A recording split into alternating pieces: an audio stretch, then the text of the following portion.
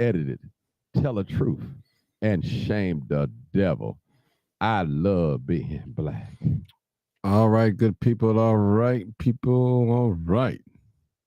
It's good to be, as church folks say, in the house of the Lord, but I would say it's good to be living in the land of the living. I appreciate every last one of you that's coming in tonight. You and me by way of Facebook or Twitter, X, or YouTube. I appreciate you. Don't think I don't. Don't let nobody tell you that I don't appreciate you. Just come on in. Come on in. Hopefully, we can learn some things tonight. And this is where we tell the truth and shame the devil.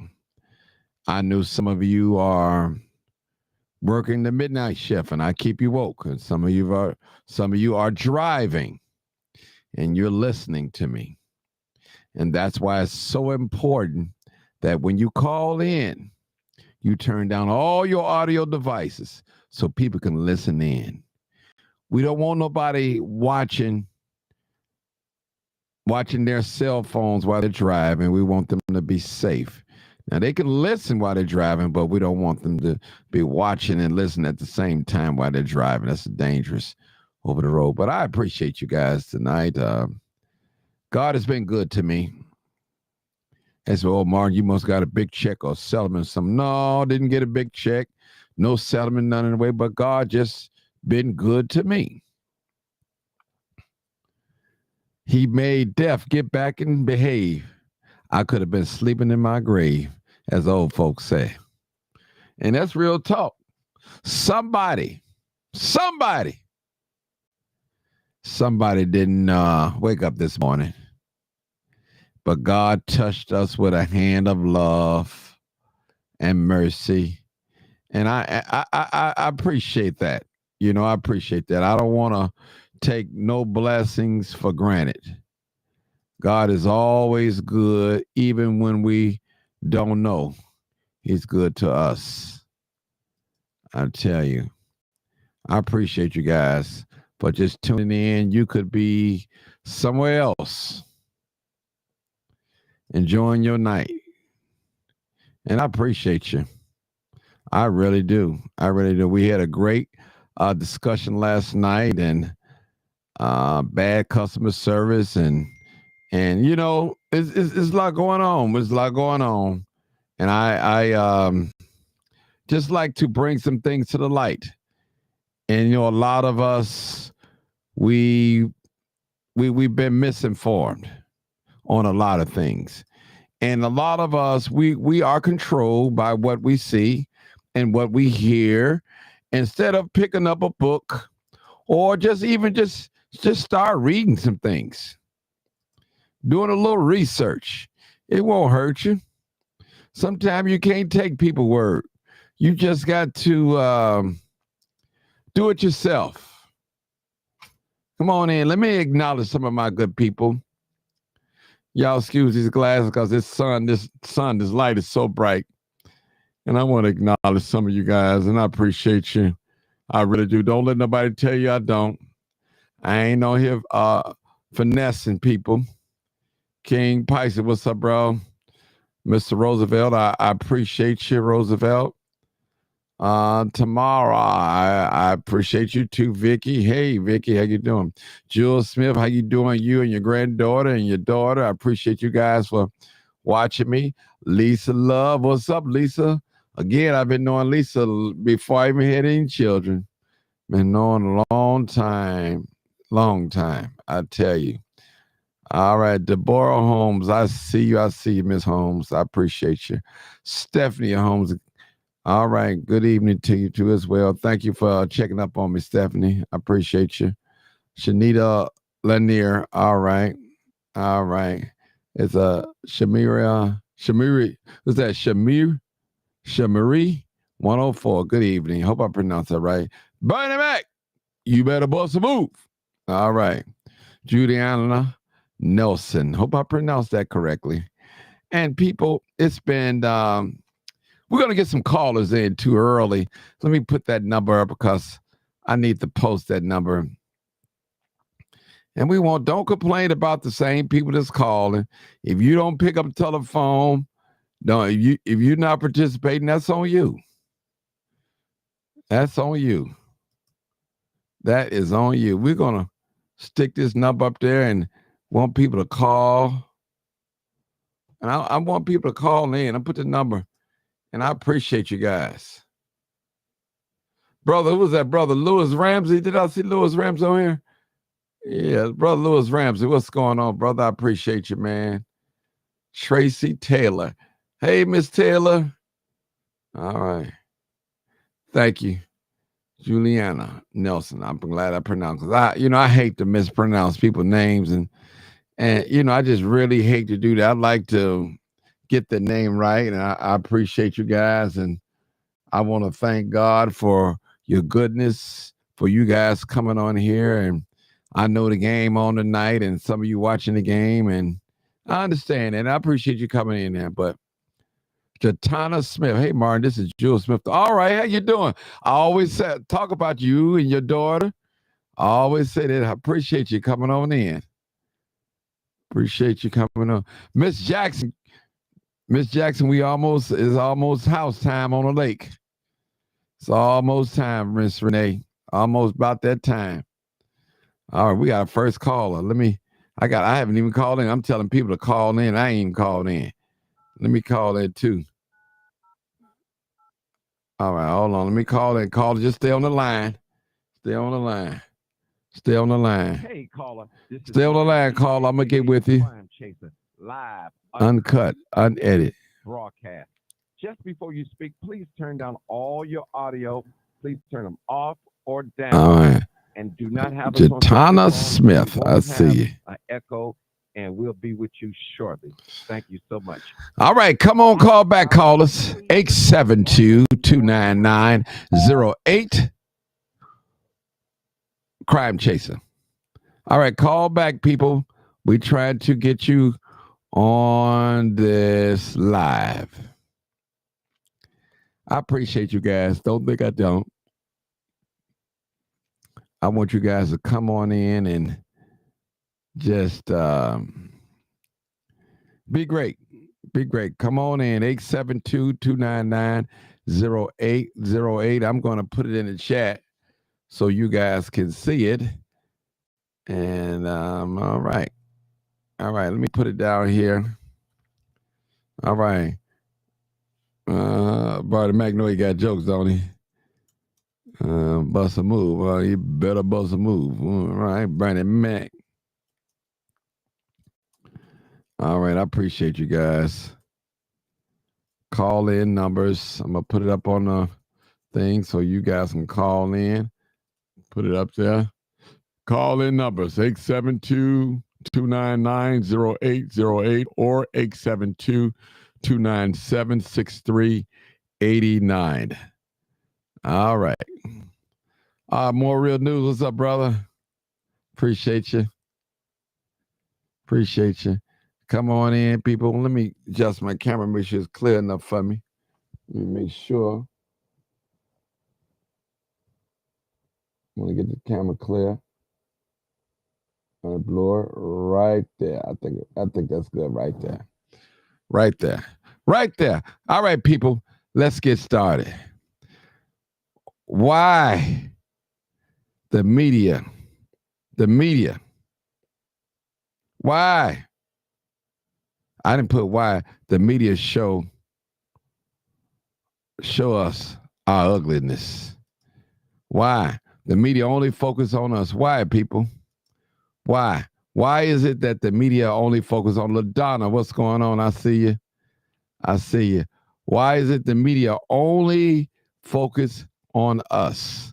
Anybody want to know? When I say us, I'm talking about people that look like me. Why is it that the media only focus on us? Come on, talk to me, people. Talk to me.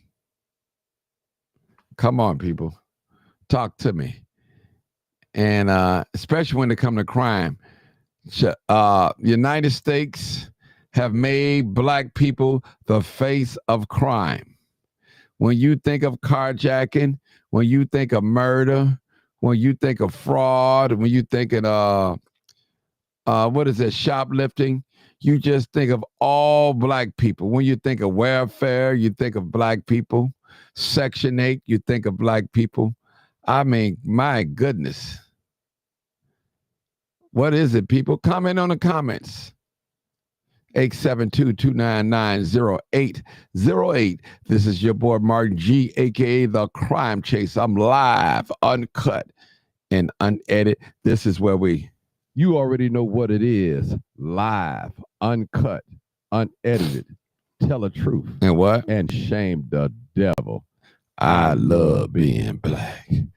All right, come on, people. I need you to talk. Because some folks love to get on here talking about what black folks ain't doing. That's our culture, killing and shooting and all. That's all they talk about. Black folks. They ain't got no solutions. None. And when you bring them some solutions, they get quiet or bring them some facts. I need you guys to come on in and call in 872-297-6389. This is your boy Martin G. And I know I'm on late tonight, but I got to do it accordingly, people. You know, I got to get it together. Get on the lock-in schedule. All right. DEI. Okay.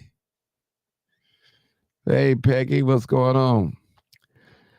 Come on in, people. Why is it that the media always show us in the media?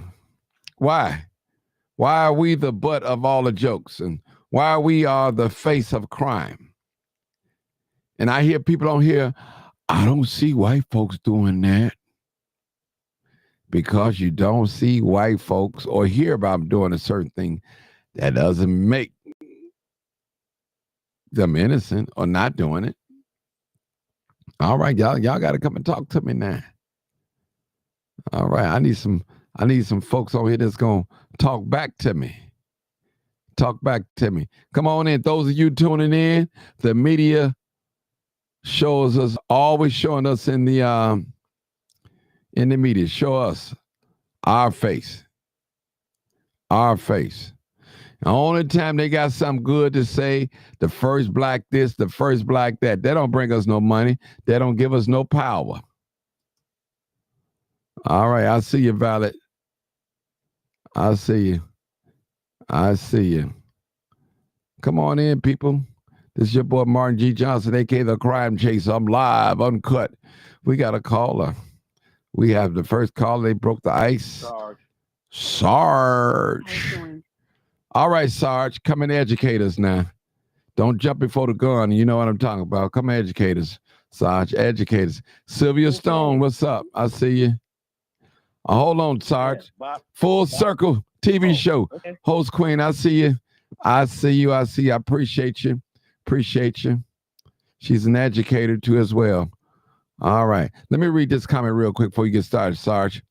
Hey, Martin, I don't mean to change the subject, but I want to know how you feel about Trump wanting to pay the immigrants to go back to their country, and then they may be able to apply to come back legally. That's a good one. Maybe I'll talk about it a little later. I feel that. Oh, Trump's something else, ain't he? Oh, Trump is something else. Okay, go ahead, Sarge. Go ahead. All right, well, bottom line up front, you got lots of white people that need to feel good about themselves. Hold on, Sarge. Hold on. Sarge, my first lady on here. Mama House. How you doing, Mama House? I appreciate you. Love you. Thank God for you. Keep your son in prayer. Keep me in prayer. Thank God for you. Hey, Mary Golden. Sarge, I got to, April Williams, what's up? We're doing great tonight. We got to let Sarge go now. Sarge got to talk, y'all. Come on, Sarge. Give it to us. Go ahead, Sarge. Well, like I said, you got white people that need to feel good about themselves. And I hope that it's all broadcasting so the crowd, the audience can hear, because, sometimes it don't be right. Yeah, it's right so far. I think I got it all right. Ask them for a sound check. Sound check. Okay, people. Okay, say it If you about could hear Sarge, type in yes. Yeah. If you can hear Sarge, type in yes. All right. Type in yes. If you can hear Sarge. All right. Okay, Sarge, just go ahead. All right. Yes, they can hear you, Okay. Sarge. Go ahead. Now, all right. Like I said, you got a plethora of white folk. They need to feel good about themselves. So how they gonna feel good about themselves is make black folk look like they the face of everything wrong in this country. Mm-hmm. It's obvious. I've been saying it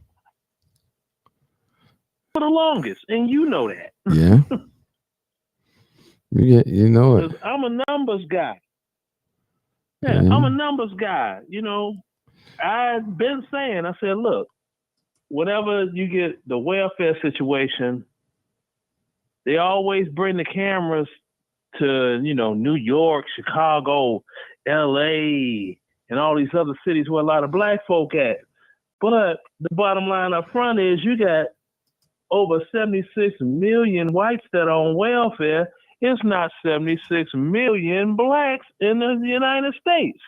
And that's if they give us another 20 million on top of the blacks that are here already. Because, some folks say, well, those numbers off, they ain't counting everybody. Okay, how you going to miss 20 million people then? Tell me that part. Well, Sarge, I don't think I'll debate on that. I'll just say they probably don't give us the real number because they control the numbers. They can. On purpose, though. On purpose. Not on purpose. Yeah, but the thing is this, the only blacks are only outpacing whites in two areas, murder and robbery. And who is the most getting murdered and robbed by blacks are the blacks. Now, say you cut that down by 50%. Then white folks is leading number one all day long. All day long, see? But, I posted it on my Facebook page, did a video about it on Instagram. Crickets. Crickets ain't hear nothing. I'm sitting here like, okay, I'm giving proof, ammunition you can roll with, because the crime statistics has not changed that much since 2019, and you look at the numbers yourself. So I'm not telling you a story. Not at all. See, so you look at the doggone, when they're talking about arrested for crimes, it was 4 million and some change whites. It was 1,800,000 blacks. That's what's on. That's the numbers. See, the FBI numbers. So, but folks, well, you voted for Trump. Yeah, I did. What they got to do with it, though? See, people need to get out their emotions and their feelings and just stick with 1 + 1 = 2. Very simple, All right. Well, talked about the chart. I put it up. Now, what you guys are witnessing, what we're seeing here, this is a chart right here from 2019. All right. It starts, says arrest by race and ethnicity, 2019. All right.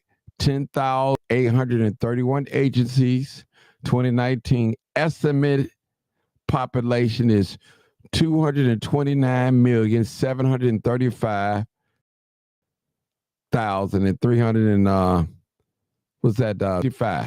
Right. Yeah. So did I read that right, Sarge? 229,735,055. I thought I read it right. All right. If not, oh well. All right. Let's talk about this, people. Let's talk about this.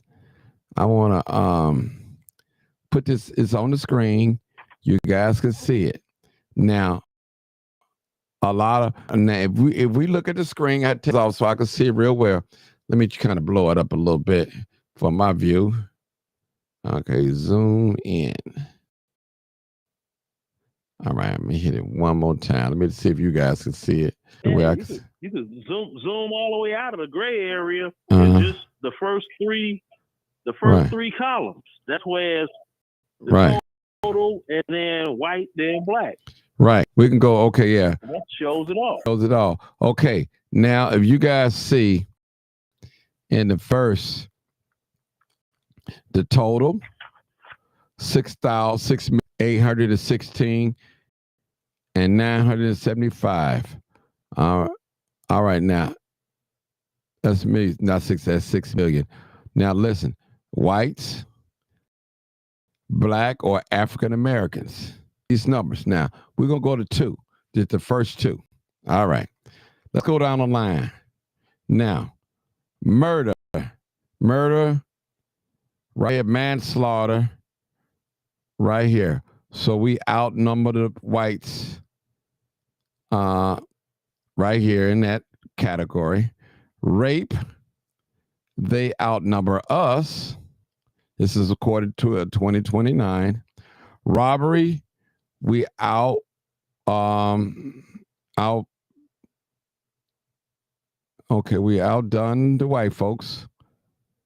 All right, let's go to aggravated assault. The white people got us by that. Burglary, the white folks got us on that. Larceny, the white folks got us on that figure. Hold on, let me move the screen so I can go on. All right. It said motor theft. White folks got us on that. All right. Arson. White folks got us on that. All right. Now look at this. They love them some fire. Yeah, now listen to this. What's with them and fire? Listen to this. Look at this side. Crime. White folks got us on that. But we the most violent. Property crime. White folks got us on that. Other assaults. White folks got us on that. Forgery and counterfeit. White folks got us on that. Fraud. They got us on that. Embezzlement. They got us on that. Stolen property, buying and receiving, possessing. They got us on that. Okay. Vandalism. They got us on that. Look at this. Weapons carrying possessions. Oh, they even got us on that. Oh, wow. See that? Prostitution and commercializing vice.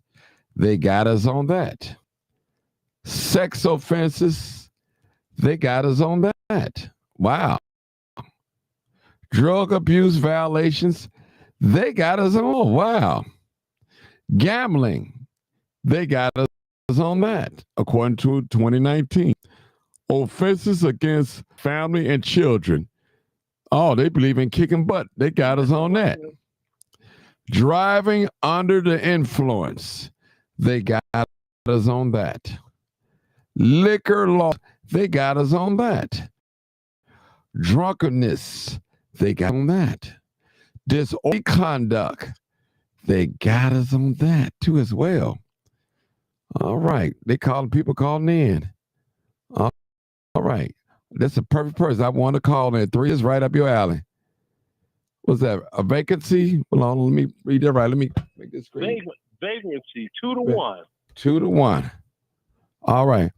All other offenses except traffic. They got us on suspicion. They got us on that. Curfew and loitering law relations. They got us on that. Wow. So we leading. Okay, we got the murder. We got that. So we had him on the murder. Robbery. That's it. And robbery. That's all right. 317. You love these white folks, don't you? You see this crime? Yeah. You see this crime list, man? Talk to us. Talk to us, man. I love everybody. Don't do me like that. I love everybody. You're supposed to. It don't matter what. They're supposed to. But see, but I listen. I want you to. I'm so glad you called in. Now I'm waiting on 900. Hope she called in. See, I want you to see this. But see, now if you look at this, it's hard to believe because when we look at the media shows us something else. Now, if you don't know no better. I agree. If you don't know, I used to say, Sarge, now you can agree with me on this. I used to say it all the time.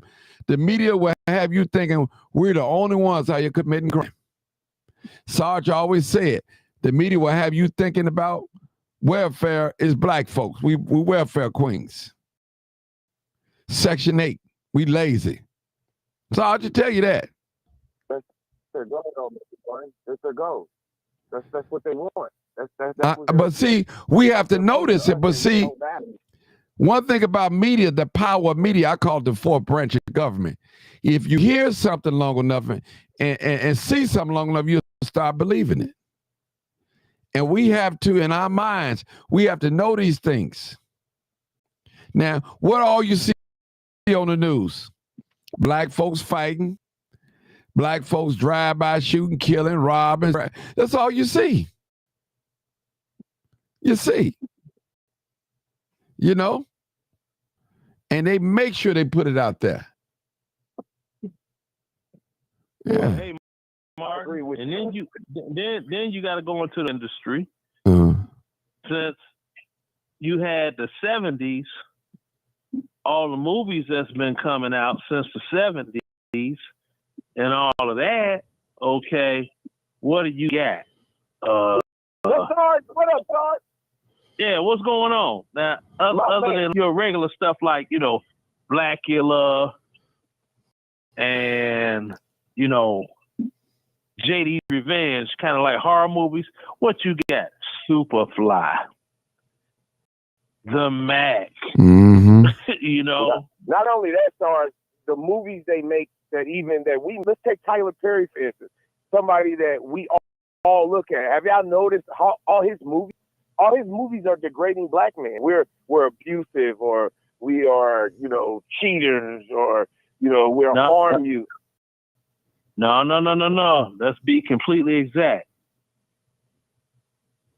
Dark-skinned black men bad. Light-skinned black man to the rescue. Married happily ever after. That's all his movies. Damn. Just look at back at the. What's that? Why did I get married? What was my man that was right? He was in Crush Groove. I'm trying to remember his name.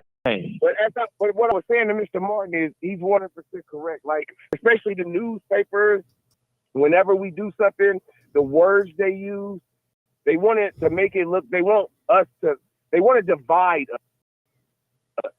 I'm telling you, they want us to feel like we're under racism, and they want to feel like that we're some type of savages, so we can stay divided. Because if we all came together, we're all poor. You know what I mean? We're all being controlled by the top 1%. So if we just came together, these issues would, something.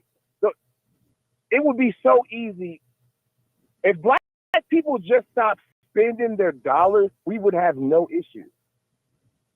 There's 44 million of them. What do you think us not buying something or buying the things that we buy would do to the stock market?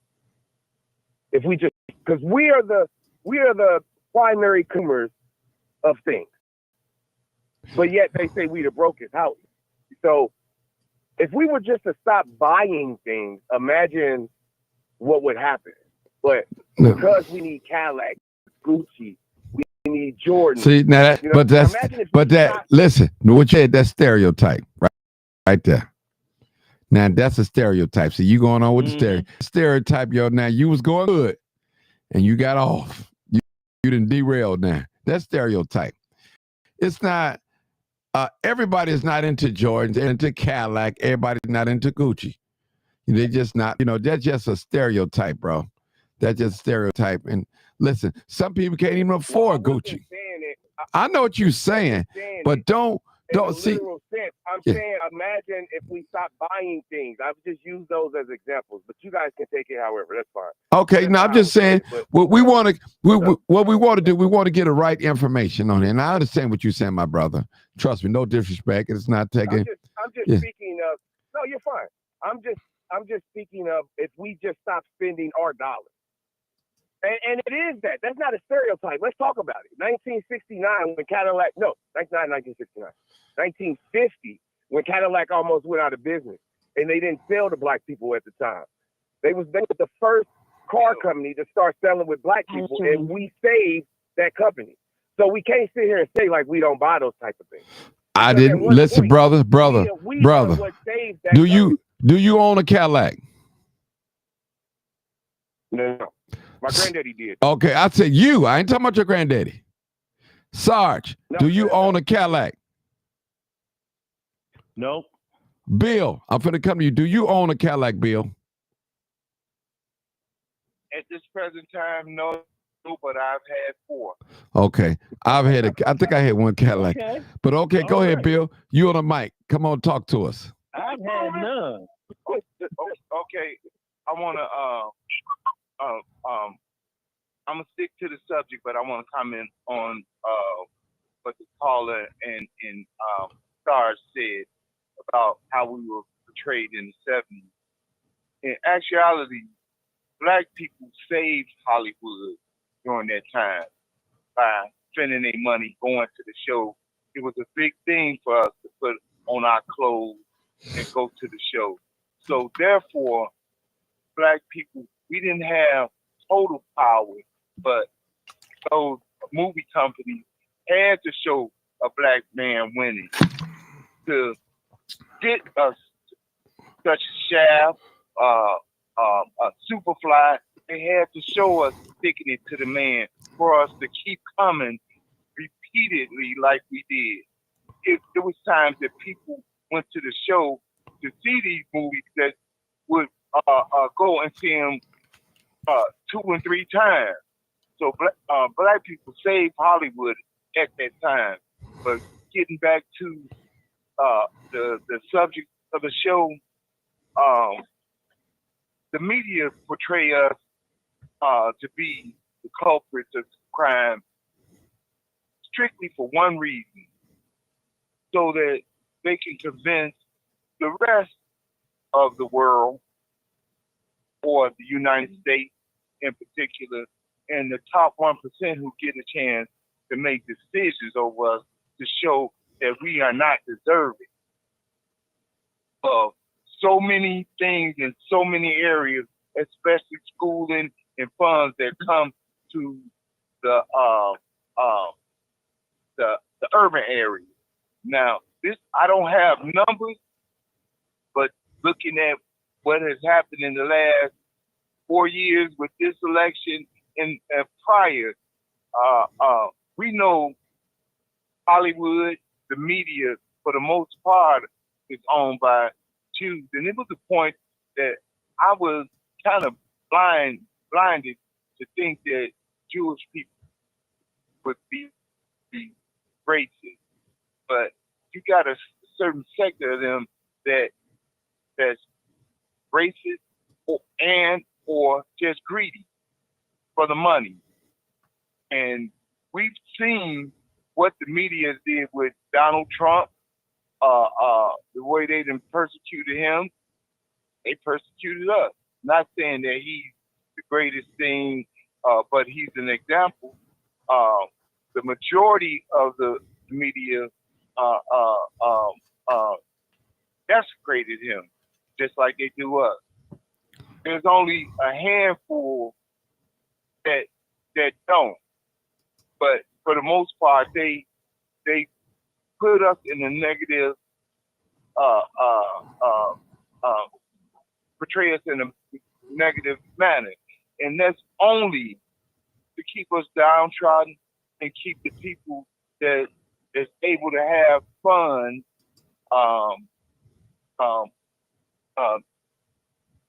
denying us. Okay. And it looks from the last few years that most of them are backing Democrats. from what I Okay. can see. Now, And we know those are the same ones that been doing the job on the urban area. okay, I wanted to say something. Okay, now about Trump. Now Trump did a lot of things, y'all, bogus. You know that. I voted for him. I'm not gonna lie. He did a lot of bogus things. So definitely media was gonna be on him anyway, good or bad or ugly. Trust me. They definitely was gonna be on him. A lot of things. So I mean, I will admit, since Trump came into town, became president again for the second time, I can tell that racism is out in the open. I just in the forefront. You could just man. Yeah. Somebody said, Bill, don't compare us to Trump, Donald Trump. Yeah, that ain't no comparison. Yeah. Okay. Yeah. Yes, it is. If a certain group of people are portraying us in a negative manner and upholding what we know ain't right, homosexuality,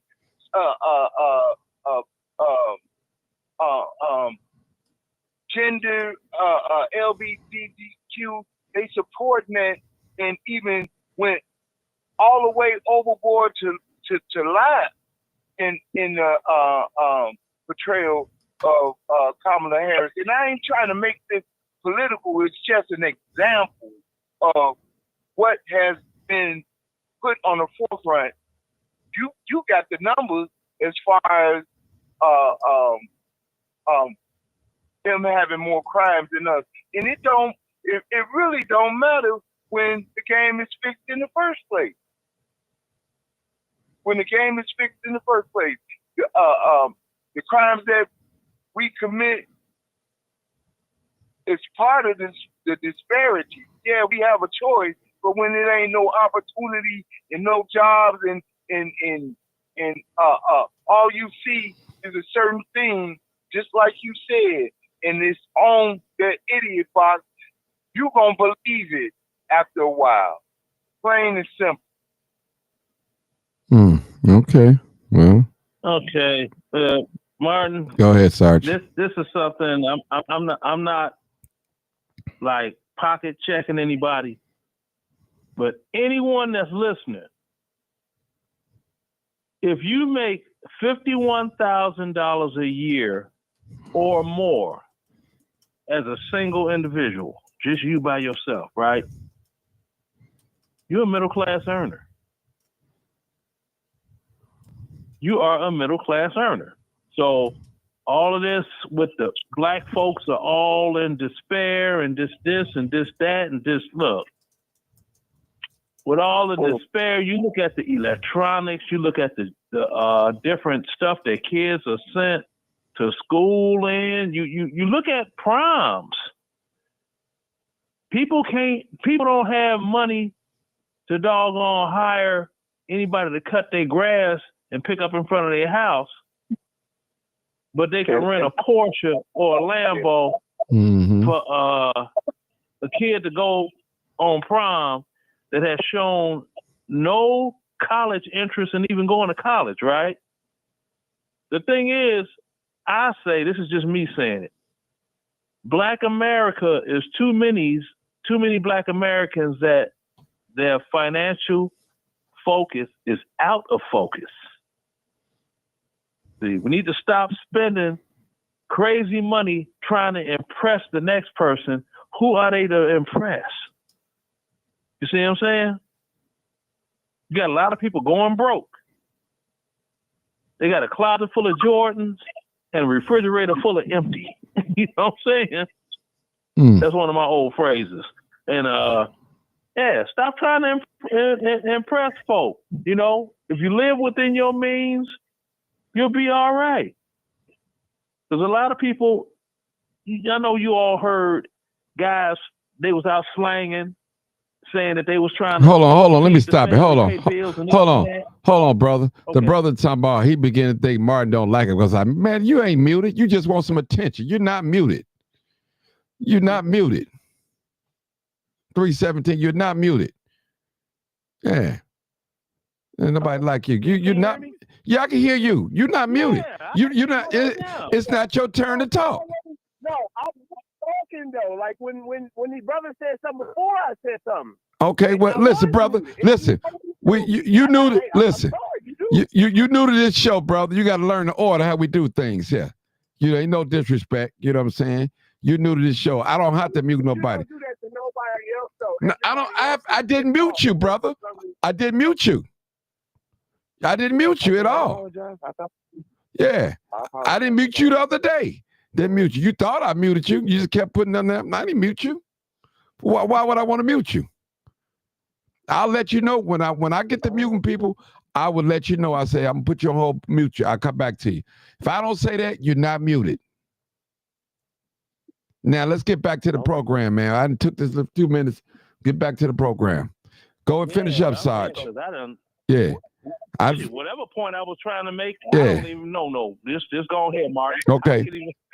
I don't know whatever point I was trying to make. Because he's, one person get on yesterday talking about they can't hear. All these interruptions, people. We can't have these interruptions. We got to get focused, and keep going rolling on with the subject. That's it. We talking about crime. We talking about why media always showing us in the media. Why you think the media is always showing? Well, what you want to say, brother? Let me hear it. What is it that you want to talk about? Go ahead. You got the flow now. It was just when the brother said something. Brother, you got the flow right now. Talk. Well, I don't even remember now. Now I got to kind of get back in the conversation. I don't even remember what I was going to say because I really thought I was muted. I'm really sorry about that because I was talking and nobody was responding to me. So I just assumed that you guys couldn't hear me. All right. Was talking when you get to the point, just say, Martin, can I say something? And I'll come back to you. You ain't got nothing to say right now. I'm cool with that. What's up, Howard? Matter of fact, we're looking for some callers too. Hey, Howard, a lot of black people always get on here talking about black people committing crime and doing all that. And we find out who the real perpetrators of crime.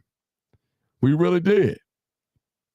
We found out according to the numbers.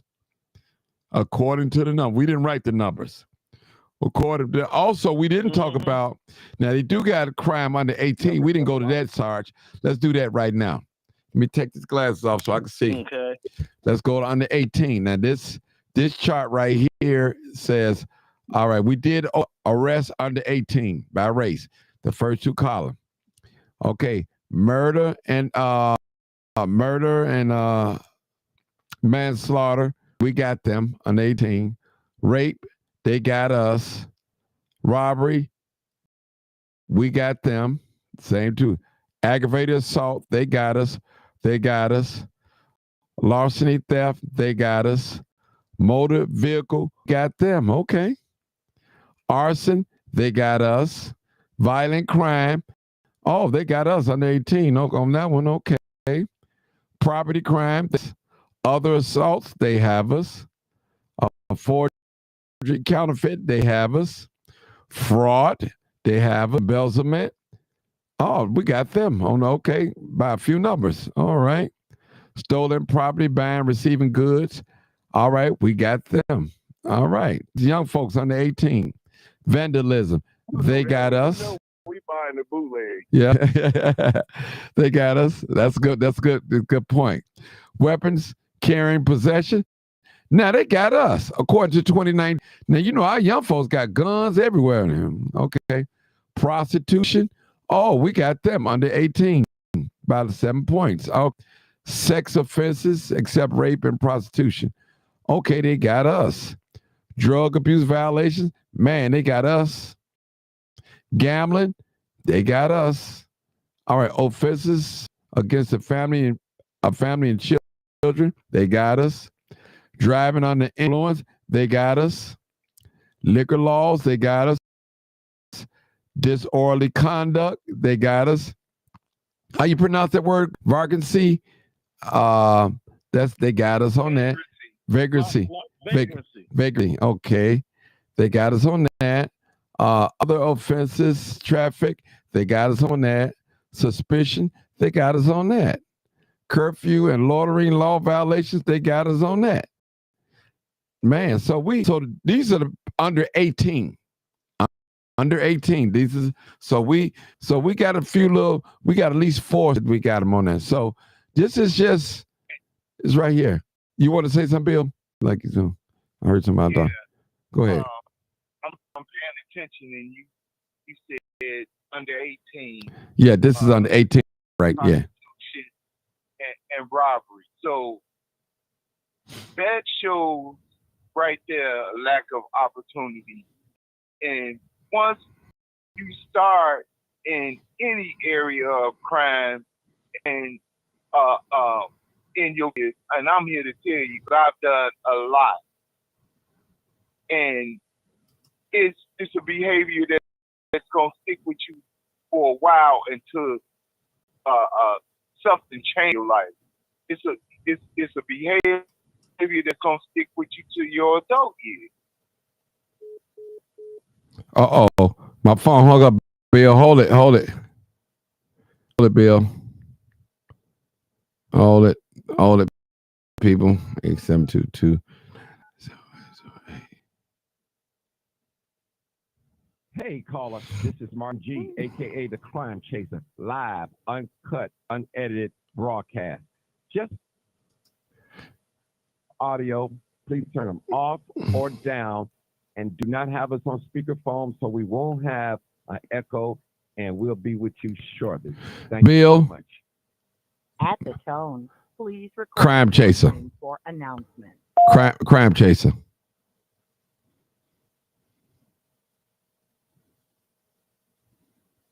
Okay, Bill, I'm sorry. I know you was talking. Bill? Grown up. Bill, you've been talking to the people in the chat. We couldn't hear you because my phone hung up. So you got to kind of like start all over again. I'm sorry, man. That happens. Okay. I was saying from the beginning, two of the things you mentioned that we have them beat was prostitution, under 18 prostitution, and robbery. That shows a lack of opportunity. And lack of opportunity, you start committing crime, that behavior is not going to change until your situation changes. You're going to grow, you're going to keep going to jail, you're going to keep committing crime until something seriously changes in your life or in your head. And that's what I see going on. Lack of opportunity. Our people, if you look at and you've been around, some of the same people, our people that live in urban areas have moved to the suburbs, and they seem to thrive, not just survive, thrive and do better. And that's because there's opportunity and resources out there. Even the people that might be in the system as far as welfare, there's more resources out there. But you don't, once they move into those areas where there's opportunities, resources, and jobs, it's crime committed, but it's not the same. It's not as high. So that should tell you right there. And one thing it really kind of bothers me is when somebody that's like me, look like me, that has experience, Inglewood, Lawndale, I can't really speak for anybody, any other areas. I can assume, but I can speak for Chicago, not only the west side, east side, and west side, and some of the surrounding suburbs. I've lived in those areas and rotated, and it irks me when somebody that made it out ignore the fact and feel like need to raise your bootstraps up and you can do better. Yeah, you can. Some of us do, but you can't look back and not see what has happened. That's all I got to say. Okay, 317. Okay. Hey, Martin. Go ahead, Sarge. Oh, okay. I was calling Okay. 317, but go ahead. First and foremost, the people that move to the suburbs from Chicago, where are they working at? They're working in the city of Chicago. They're working. No, not all of them. Okay. Okay. Let's do this. Let's do this one here, because we both familiar with the south suburbs. Where's all the industry? I know where you're going with this. I get where you're going. See, Martin. See, this is what I talk about. See, trying to have dialogue. That's another problem. I apologize. We have to hear each other out. We have to hear each other out. You're right. Now, when you go into the business opportunities, Harvey, Illinois, where's everybody working at? You ain't working for the post office. That's pretty much it. Go all the way over to Oak Forest. Where's all the industry in Oak Forest? I lived out there too. No, you're going to be working for the telephone company, the cable company, some established company that serves that area, right?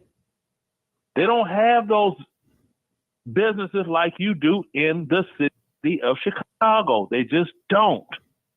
And that's with all major cities. You have people that live all the way around the Atlanta area, all the way around Atlanta. But where do they work? You're breaking up, brother. In the city of Atlanta, because that's where the jobs Sarge, are. you're breaking up. It's going in and out. You got me on loud, Michael. You got Sarge. Sarge,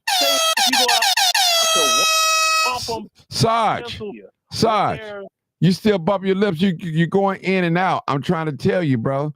You're going in and out. Put your mouth on the phone or something. I don't know what's the problem is. You're going in and out, in and out. All right.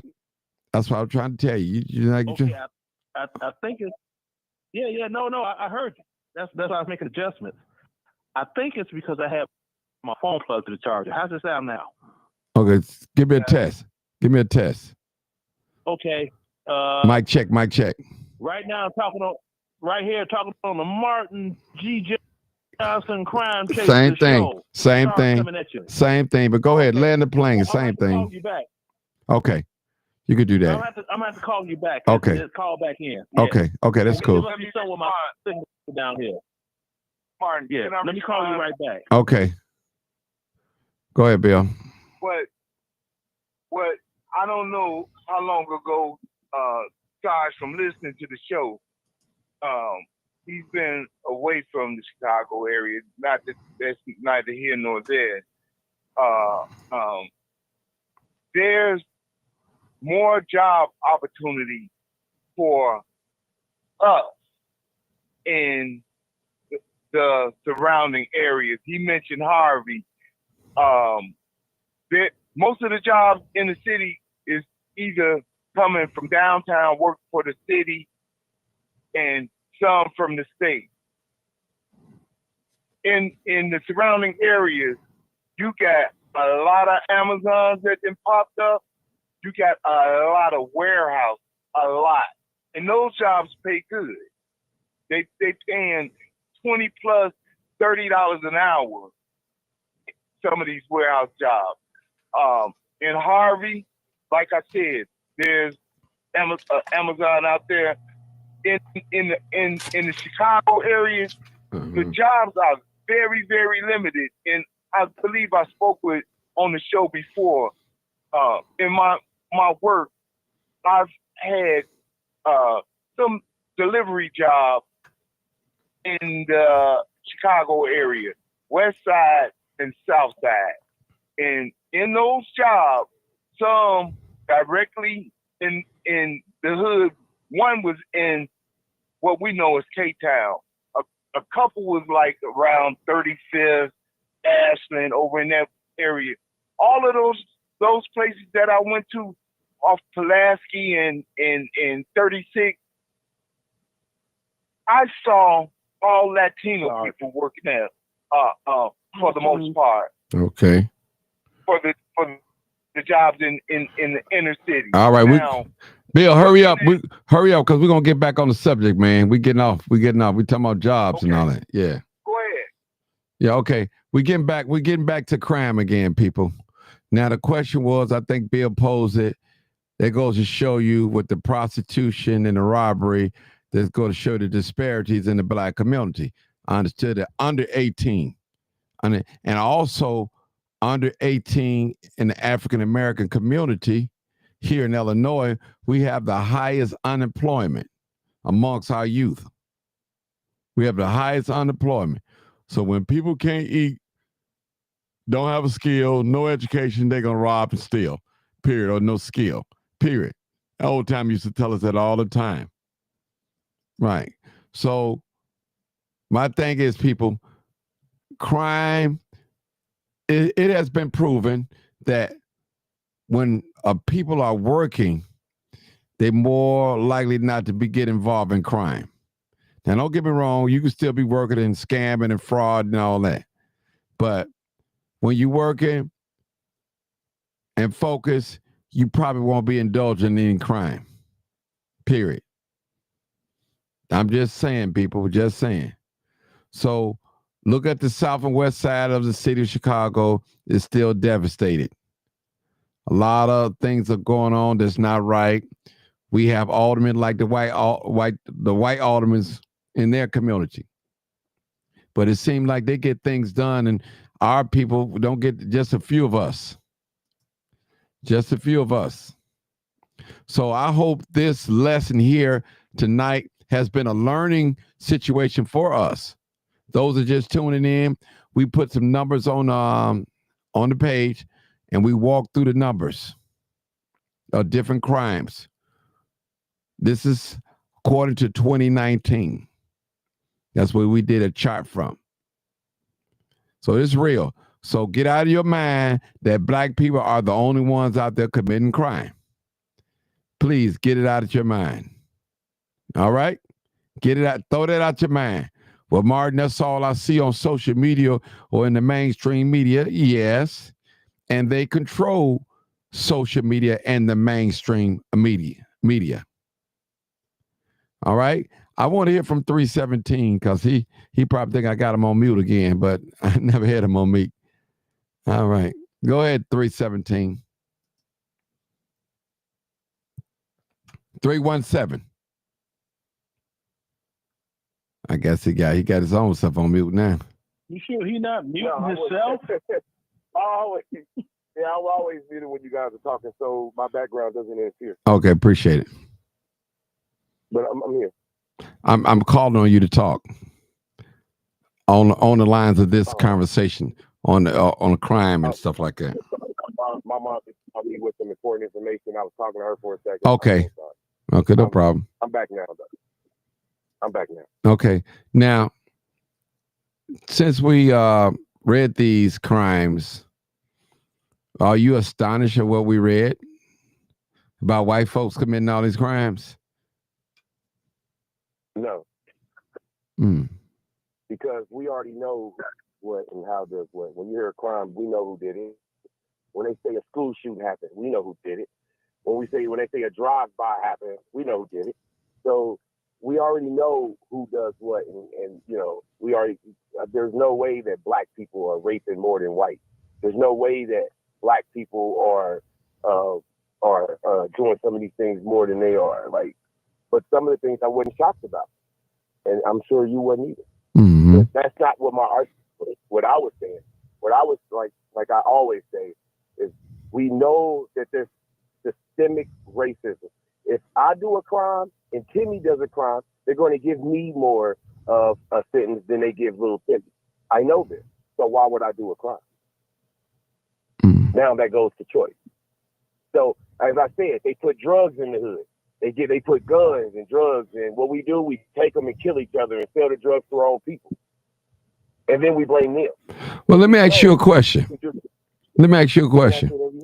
What type of people that knowingly put drugs, which they know can destroy a community, and put guns in the hands of youth?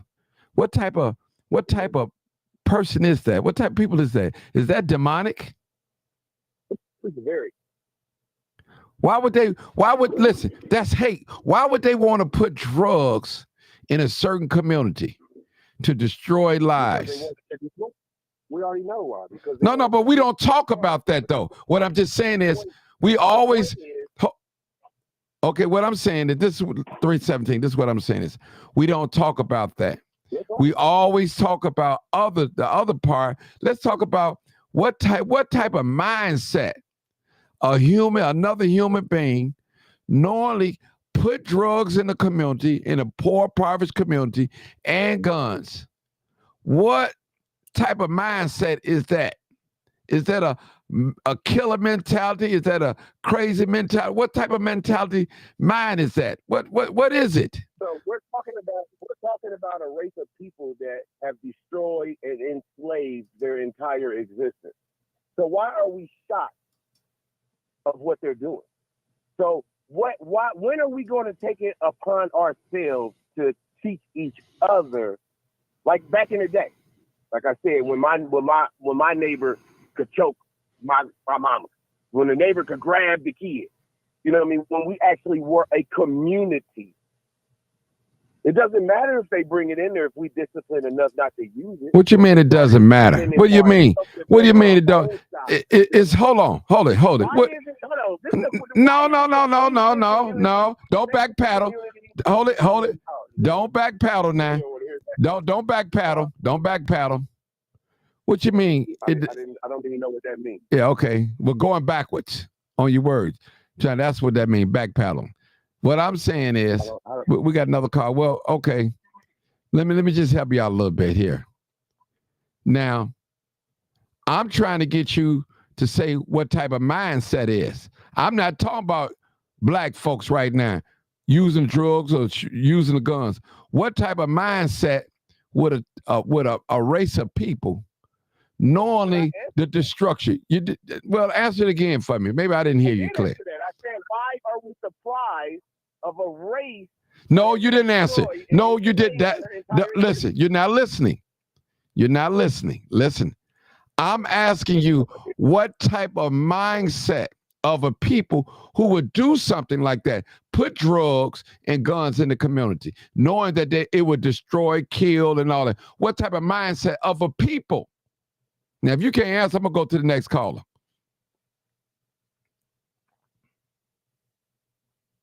And it's a human mindset, because what type of people would take that same thing that evil person is bringing in and then... Let me go to the next caller. Next caller.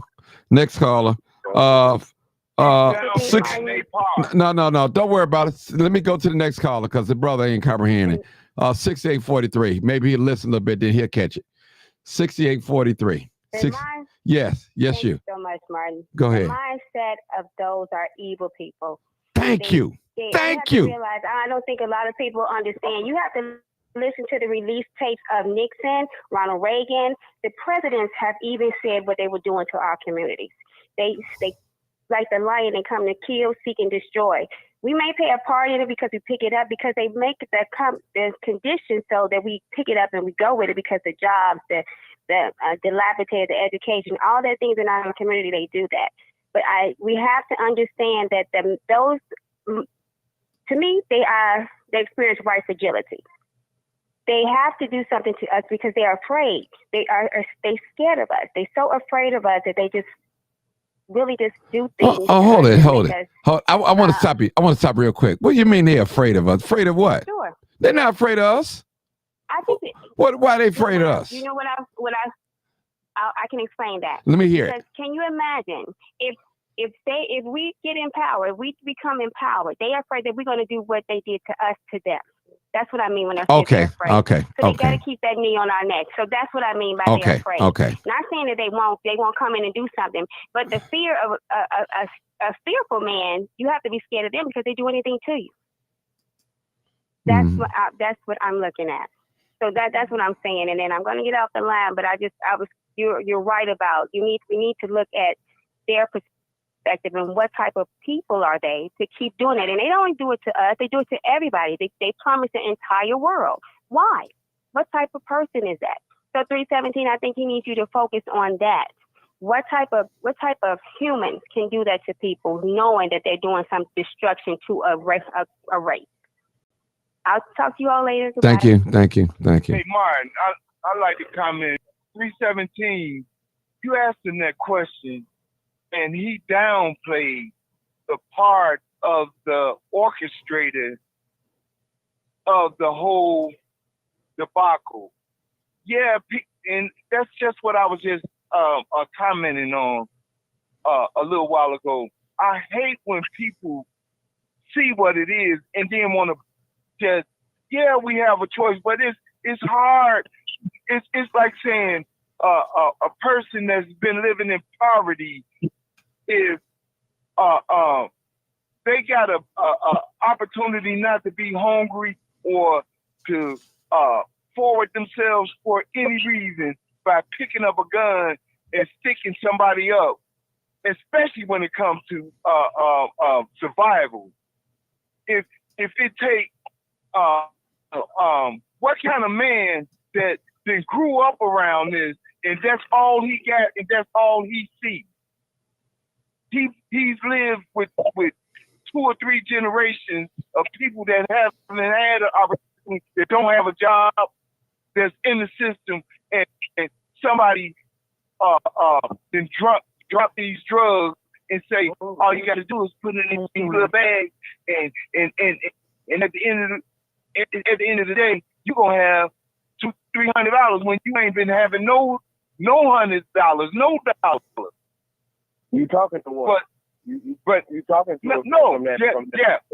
Yep. And what I'm saying exactly, you are one of those people who have seen it. You have progress, but you're not looking at the reality that, okay, you made it out, but it's 30, 40 people per capita that wasn't able to differentiate and make that choice. They didn't have what you have. I did it, and I came from good stuff. I left the hold on, let me finish. I left the suburbs and went back to that to capitalize off of it. And now I see wrong. It took for me to bottom out, going to penitentiary, having repeated cases, and getting a clear mind. But when your existence and everything around you, your environment, and the everything around you is mostly negative, you drinking, you smoking, you a person doing drugs, all of this is gonna mess with your faculties in making decisions. And yes, you do have a choice. I had a choice, and that's what saved me, because I came from good stock and my family had good morals. But I still got cousins and friends that didn't have the same choice that I did. I had a choice and fell for it. So I can't forget what goes on. And I've been able to live decent for a long time, even before the epidemic hit. Okay. So I just can't get down with somebody that make it out and forgot what they saw.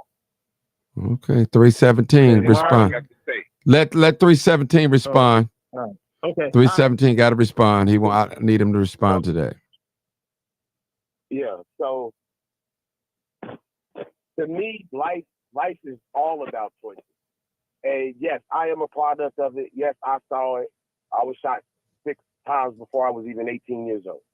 So yeah, I saw it, and I could have been a product of that myself, but I chose differently. And not only me, I know others have. There's others around me that made it out too. It's survival of the fittest. You know we got to work extra hard, and it ain't just us. And this is where people get upset and get mad at me when I start saying, but it's the reality of things. We are not the only race that struggled in America.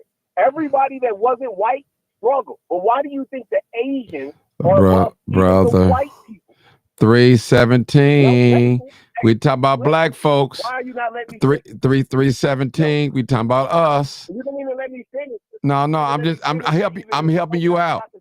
I'm helping you out. We talking about us. We're not talking about the other people suffering. Not that we don't care, but we're talking about us and white. Okay, go ahead. No, but that makes sense. Why come other races can do it, but we can't? What are they doing? Why come other races? What are they doing? Bro, that's not. What the community do? Help him out, Sarge. When he's done talking, you get him, Sarge. I'm tired of talking to him. Okay, Get him, Sarge. Let me assist you. Yeah, thank you. Assist you, especially if my phone is not breaking up. It's perfect. I found out what happened, Martin. My comment. Why am I not able to finish? Even though you don't agree with it. Look, that's on Martin. I'm not interrupting you. Martin told me to talk, so I'm. Yeah, I wouldn't finish. Nowhere near. I can't only. That's on the host of the show. You know what I'm saying? Sarge goes, We always. That's on Martin. I can't tell Martin I'm not finished, and I could just run wild with it. He's like, "Yo, Hope, it's my show." Yeah, I only talk for like. You see what I'm saying? okay. The reason why, hold on, 317. The reason why I called on Sarge to help you out, brother. See, the thing, this is what you're doing, brother. You're listening to respond. I just need you to listen, brother. I'm trying to help you. I'm not trying to embarrass you, make you saying that you don't have no valid points, but I'm just trying to get you to focus on what we're talking about here tonight. Just stay close to the subject as possible. We're not talking about Hispanics. It has everything to do with the topic. No, it doesn't. No, it doesn't, brother. No, white people. No. Talking about how white people. Hold on. Talk about how white I'm the host. First of all, if you had been paying attention, maybe you was on the phone with your mom, Sarge and I, we went through the line. Sarge, what did we talk about? Whites and blacks, right? That's all we talked about. Am I right, Sarge? Sarge. Exactly. Sarge, am I right? The statistics that you read, right? Okay. You're absolutely right. So where's this Spanish? Hold on, brother. Hold it, emotional brother. Hold it, brother. Listen. No, you brother. Now I'm gonna have to put you on mute. Now I'm gonna have to put you on mute now. So what I'm saying, you're not on mute, but brother, listen, I just spent too much time with you, brother. I got another caller. Go ahead, Sarge. Then I'm going to the new call. I spent too much time with him. Go ahead, Sarge. Okay. I ain't gonna let you talk. I want you to listen. I'm not gonna be able to finish. I want you to listen, brother. I need you to listen. Go ahead, Sarge. I need you to listen. Okay. I said earlier, if someone's making $51,000 or more and they are black, they are middle class. Okay? So all of the other stuff, look, okay, people make choices. Some people made bad choices. They bump their head and they learn. Some people don't have to make bad choices in order to learn. All right? Now, as for what type of people would put guns and drugs in a neighborhood and the black neighborhood, this and that, it's all about the elimination of the black American race. Why do you think you have so many Planned Parenthoods in black neighborhoods? To eliminate black babies. Okay, what else can we do? Put drugs and guns in there for the light-minded ones that are prone to make bad decisions, do what they do. That would be different if you had two different gangs and they only was doing that to the gang members only and left the civilians alone. No, you have innocent people that are getting caught up in the madness, and the more the merrier for those that want the destruction of black America. That's why you have people, they get to the position, they can leave out that environment, they go for their own safety and sanity. It has nothing to do with, oh, I'm turning my back on my people. Self-preservation is the number one rule of life, brother. That's it. Okay. I'm done. All right, new caller. 0518. I believe that is. Last 4 digits. 0518. Thank you for holding. Thank you Okay, for you hear holding. me? Yeah, I hear you loud and clear. Go ahead. Thank you for holding. Okay. I wanted to I think what I'm gonna say answer both questions. The beginning of your question in the show, while they keep showing us in the media, Yeah. and the other question that Sarge supposed to do whatever. But it's all about imagery. As a man said, so it is. It's about the illusion that they put out there for us. The imagery. You see, in the videos and the YouTube channels and the TV and the movies, a lot of things people mention in their comments or conversation along the way. I got my phone. All of it still got to do with finance and industry.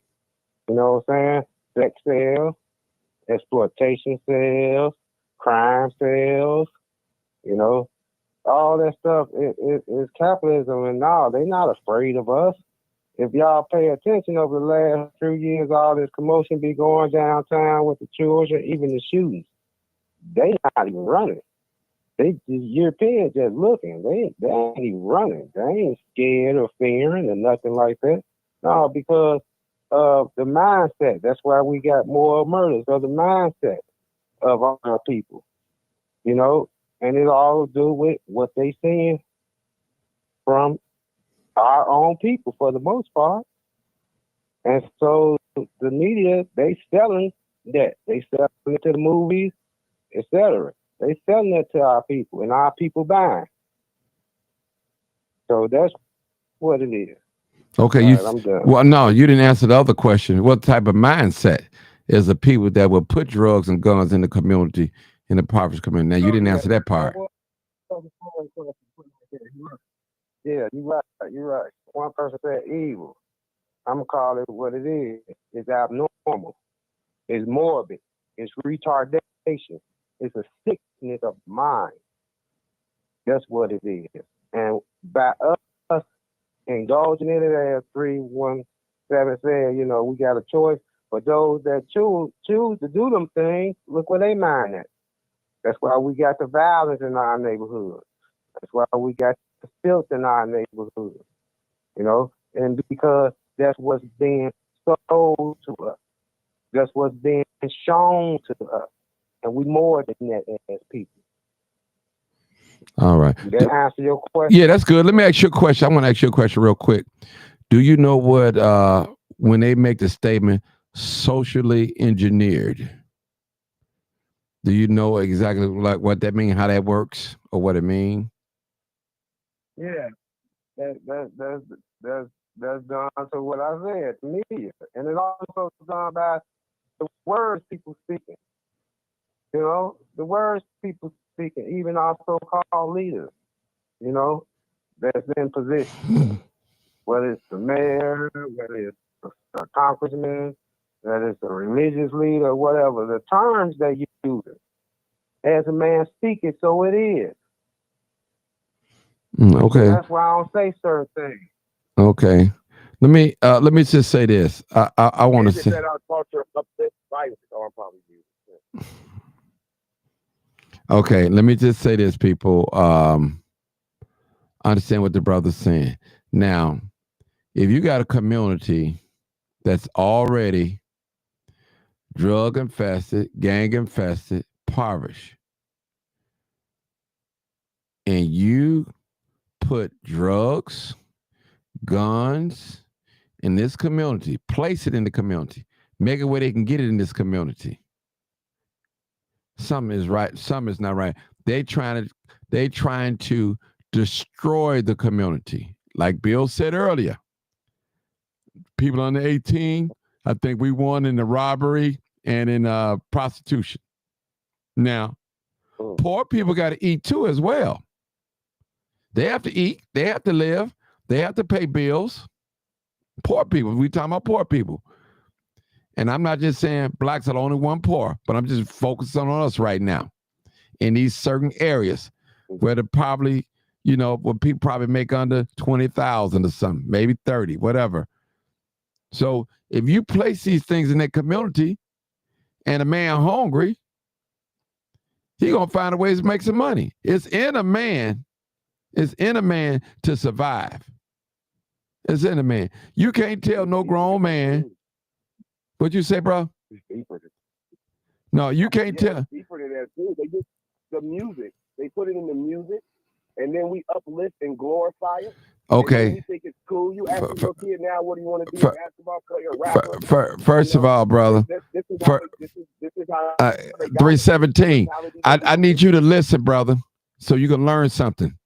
I'm trying to help you out so you can learn something. Take it from these older brothers on this panel. They, you know, I'm trying to get you to listen so you can learn something. I'm gonna let you speak.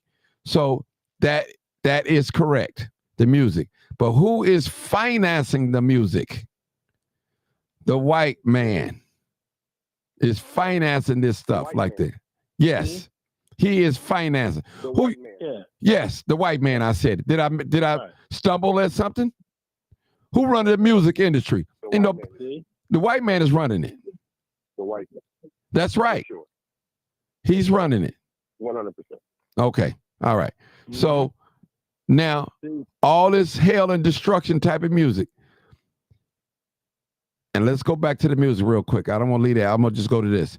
If you take that chart that we read under 18, you take 100, or we'll just say 25 teenagers at a party.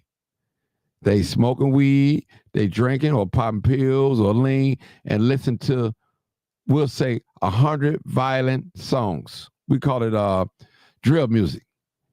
What do you think is going to happen? A fight going to break out, shooting going to break out, because that is the vibe of the atmosphere. We got another caller. Thinking so. That's the vibe of the. That's the vibe of the. Right. Mm-hmm. Yeah. And Martin, I got. Hold on. Let's see what 317 got to say, because he just these little outbursts. Go ahead, 317. Get it on out, 317. Get it out. Get it out. Come on, so we can move on. But I forgot. You didn't threw me all the way. Yeah, damn. No, you throw yourself out. Go ahead.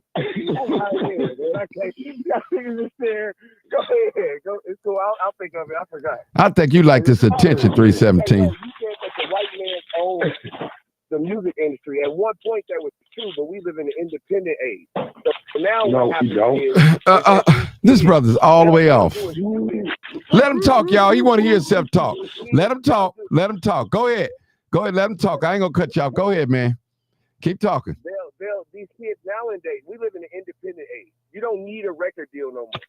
People aren't really getting record deals. Most artists are independent now. They are. That means they don't have record deals, and that's like 70% of the artists that are out. The biggest artist you know right now doesn't have a record deal. That's Okay. a rapper. Okay. Can you back it up? Can you back up with some facts?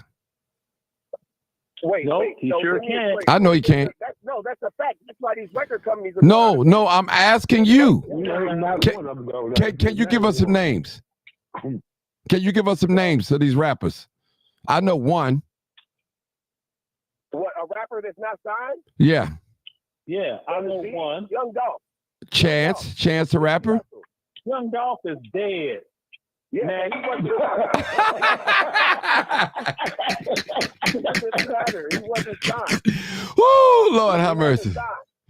317. He 317. wasn't signed. Get it out, 317. Come on. Get it on out. Come on. The baby is not signed. These are independent did he win a Grammy? Well, that's not what we said. What we said is rappers don't. What I'm saying is this. No, hold on, listen for a minute. What I'm saying is this. Listen, Chance the Rapper. No, because you on some goofy right now. Chance the Rapper is an independent artist. Chance the Rapper won Grammys too. That's not my comment. My comment wasn't one rapper. I said 70% of the rappers don't have record deals, and that's a fact. They don't. It's always been that way. So you don't need a record deal to make it. There's rappers in Chicago that aren't known by the world, but they are known by Chicago. So what they do is they'll go and their net worth is what? About it, and then the whole community is uplifting the song that they shot And now all the kids think it's okay, and now we're growing up and doing it ourselves. That's the cycle in the hood. Bruh, stop. Just stop. Chance the Rapper, independent rap artist, won Grammys and all of that. When you talking about these other rappers that they got all these followers on YouTube and this and that and the third and the blah, blah, blah, blah, blah. Let me explain something to you about the music game. There is no money in streaming, okay? Now, if you are selling your music on, I forgot the name of it, but you could set, it's just like Amazon, but you set it up yourself, okay? And you sell your music on there, right? All of that's accounted for. So if you start making all this money selling music and you don't pay your taxes on any of it, the IRS is going to investigate you for tax evasion and you're going down. So don't believe all this youngin' stuff. And Martin, let me point something else out. Even on Facebook, you have ridiculousness. Somebody was, some Facebook character was on your show in the chat, right? Mm-hmm. On your show.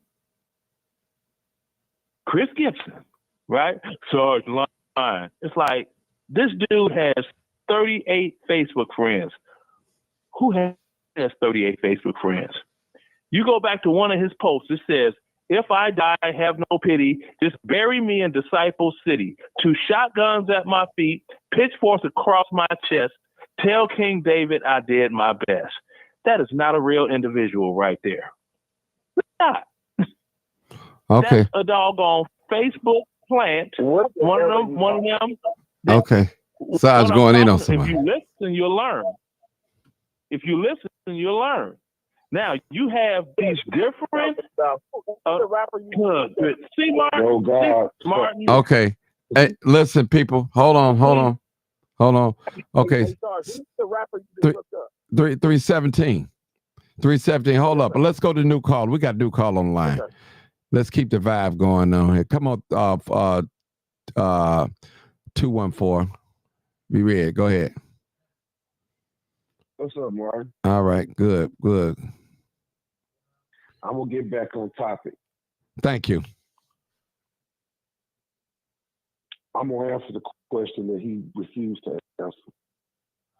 The mindset of the people who have poisoned and armed a impoverished population is more than evil. It's more than demonic. It's more than that. It's so much bigger than that. I've said this before. My father asked me a question 10 years ago. He said, son, ain't it ironic that when the slaves came over here from Africa, that the plantation was already built? They was already ready to do business. And so what we have now is chemical control instead of physical control. See, they still have to control us, because if we go unchecked, then we're going to start to challenge some of them in certain areas that they refuse to be challenged in. The plan was, as you saw in The Godfather in 1972, when all these men who were crime lords were moving from selling illegal alcohol, they were practically bankrupted out of business. So they said, okay, well, we got a lot of soldiers coming back from Vietnam and Korea that they got hooked on that Asian heroin. It's always been kind of floating around with the musicians and such in the 30s, it's a rich man's drug, get high, but they continue to infiltrate, continue to push this chemical, continue to push what goes with it. The Godfather himself refused to get into that business, and that was the reason they tried to kill him. Because he said, no, narcotics is different from gambling and alcohol, because, see, we lose all of our power with our political people. So they continued, they tried to kill him because he was in the way of them stopping making money. The man said, you spend $50,000, you make $1 million. Well, that's a big draw for these type of people. So the plan was all wrapped up in the love of money and evil and the ability to control the situation. Now let's move into our generation, Mark. You know this generation I'm talking about. We put these kids in this position. I'm going to go ahead and take that responsibility. I'm 57. So I remember when crack came through America. I remember when it came to the neighborhood. I remember when brothers were spending $20 and they spent $20 a piece. They stay out all night smoking crack with their friends. They all had money. They had good jobs. And crack took all that away from them. That was the plan. If you don't think that wasn't planned, that was absolutely planned. We're going to destroy every time we go to try to build something, they're destroyed. We say, okay, let's get them to destroy themselves. We keep our hands out of it.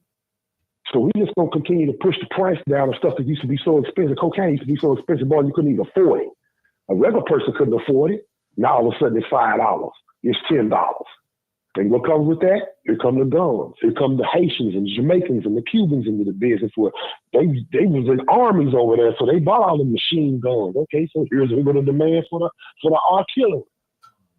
And the white man just said, okay, we're going to continue to let them use our planes, use our landing strips, and it just didn't destroy us and our community. Look what they did. Look at what they did to South America. We got 10 million people that took off on foot from South America to America to get away from the violence. Here it is, the white man turned all these folks that used to be fishermen and farmers into drug dealers and killers. This is facts. The money is just that big. And then he got slick and turned it on his own self and put that fentanyl on the street. And now they're killing their damn self. They don't give a damn about none of that. It's about the money. And the evil that's wrapped up in the money, if they can keep us under control, they can chemically keep us under control. Now we don't have to have a whip. We'll let the kids run wild with these guns, these drugs, and this money. We'll just keep them fighting amongst each other. They keep them in control. They keep us in control. All this was about control. You take the guns and the drugs and all that away, they no longer can control us. But if you continue to push this, they don't need the man on the horse with the whip no more. They just need the man to slip in there with the drugs. Here you go. I can knock out a whole neighborhood. And another thing, Martin, I'm gonna bring it back to Chicago. Ain't it funny how all the folks that came from Mississippi, Louisiana, Alabama, Tennessee, that came to Chicago in the 50s and in the 60s, wasn't it funny that they already had these ghettos already built? These ghettos were already set. The Cabrini Greens, all the other apartment complexes, all the projects, they was already here waiting for y'all when they got there. The folks didn't come up here and sleep under tents. The folks came in here to move straight into the ghettos that they had already built. I already set them up for y'all. And for us, down here in the South, in West Dallas, it's the largest project complex in America. Has joined. But this is just part of the control. So I got y'all all in the 1 square block area, or a few hundred square block areas. I got 1 or 2 people that was the man, who was the major drug dealers. I got a couple of us heading up these gangs. And I can just keep y'all under control. Y'all don't even want to leave the neighborhood. Y'all want to stay right here. This is where we want y'all. So if you want to make money, you can't get a job, go sell drugs for so-and-so. Go sell guns for so-and-so. Go rob this place or that place. It's just a vicious cycle. And when they started this cycle in this system, they knew what they was doing. They knew exactly how this was going to play out. And just like we got here and the plantations was here, just like when our forefathers came from the East Texas to Dallas, where I live, and they came from Mississippi just up there to where y'all live. But funny that the ghettos are already ready for it. Everything is already set up. So here we go. We just getting some bullshit ass jobs, throw some drugs in there, a little alcohol, a little this and that. And now I don't got to come through there with a whip and beat folks off the street. Y'all control yourself. Okay. Y'all will kill yourself. All right, hold it right there, my brother. That's all. All right, with new caller, 917. Come on, caller. Yeah, hey, Martin, it's Tiffany. How are you? All right, we're going to stick to the subject. I sure am. I promise I will. So I want to say that I agree with you. And what they've done is they've made it generational right now. So when it started in the 80s, late 70s, now it's become a generational thing. Over the generations where the guns and the drugs are still in our community. Those type people who have done that to us have done it to destroy and kill so we cannot reproduce. And that's what we see that's happening with our younger people. They're going to prison or they're going to the grave. And it's then at that point, the sperm cannot reproduce. if you take a look at the census numbers from 2020, somebody's making noise. If you take a look at the census numbers from 2020, we're still at 13%. We have not even grown as a people in population. Tiffany, believe it or not, I don't know if he was on the program, and I was challenging Sarge to go back far as he can go. Even in the 1800s, 1865, 1875, we was around the 10, 11, 12. You know, so percent. So higher, either the numbers are not right or they knocking us off one way or another somehow. We know we got the Parent-Planned Hood, we got the guns, we got the drugs, we got malpractice, we got the doctors that's giving the prescription drugs to some places. And a lot of you guys that have been in the hood, you know this. You hear certain doctors, man, and you could tell them what type of medicine you look for, and they'll write a prescription for that medicine. They don't care. They don't care. So these are the things that that happens in these impoverished areas. Any bad meat, food, put it in these black areas. Put it in these. I'm just talking about black people right now. I'm not talking about other people. Put it in these areas. Now, as I said earlier, that's good. A medical apartheid. That's it. I like that. That's correct. So now I'm not solely blaming everything on white people. Let me just say that, because I don't believe that white people got anything to do with you throwing trash on the ground, won't clean up around your house. That ain't got nothing to do with no white people. That's you. You know, that's you. If you don't keep your grass cut, that's you. Things that, you know, that ain't got nothing to do with no white people now. So we're not gonna blame them for everything. Now again, I agree with 317. Everything is a choice. And I know sometimes a lot of us, due to circumstances, the way we was born, we had to pick up the gun, we had to pick up the drugs, because we're not skilled. We didn't go to school. We didn't stay in school. So when you don't go to school, when you don't know how to read, these are the things. Somebody got some in the background. I want to mute you now. These are some of the things. What is that background noise? I don't know who that is, but I'm about to mute everybody if I can't get them on control. So these are the things that we go through. And if you look at that same movie, Godfather, he told them, well, keep the drugs in the darker people neighborhoods. They savages anyway. That's what he said in Godfather. I might put that little piece of clip up after probably tomorrow, if I don't forget after the live. He said, keep the drugs in the darker people neighborhood. You know, and that's what he said. So Parent-Planned Hood was not built because you went out there and had unprotected sex. It wasn't built for that. It was built to keep the population of black people down. As white people call it, degenerates. They don't want you to reproduce. Period. That's what it's for. Now they have called abortion health care now. You deny me health. There's nothing healthy about getting an abortion when you went out there and made a choice. There's nothing healthy about that, to get pregnant, or you didn't take the proper steps to avoid from getting pregnant. Yeah, I said it, people. Now, when a woman have abortion, it's cool. But when a man walk away from a woman having a baby, he a deadbeat. Now, we can't have it both ways. Because you do have men out here that's making babies and don't have anything to do with their babies. And rightfully so, they are a deadbeat. That's real talk. So it's abortion when a woman don't want the baby. And when the man don't want the baby, he's called a deadbeat.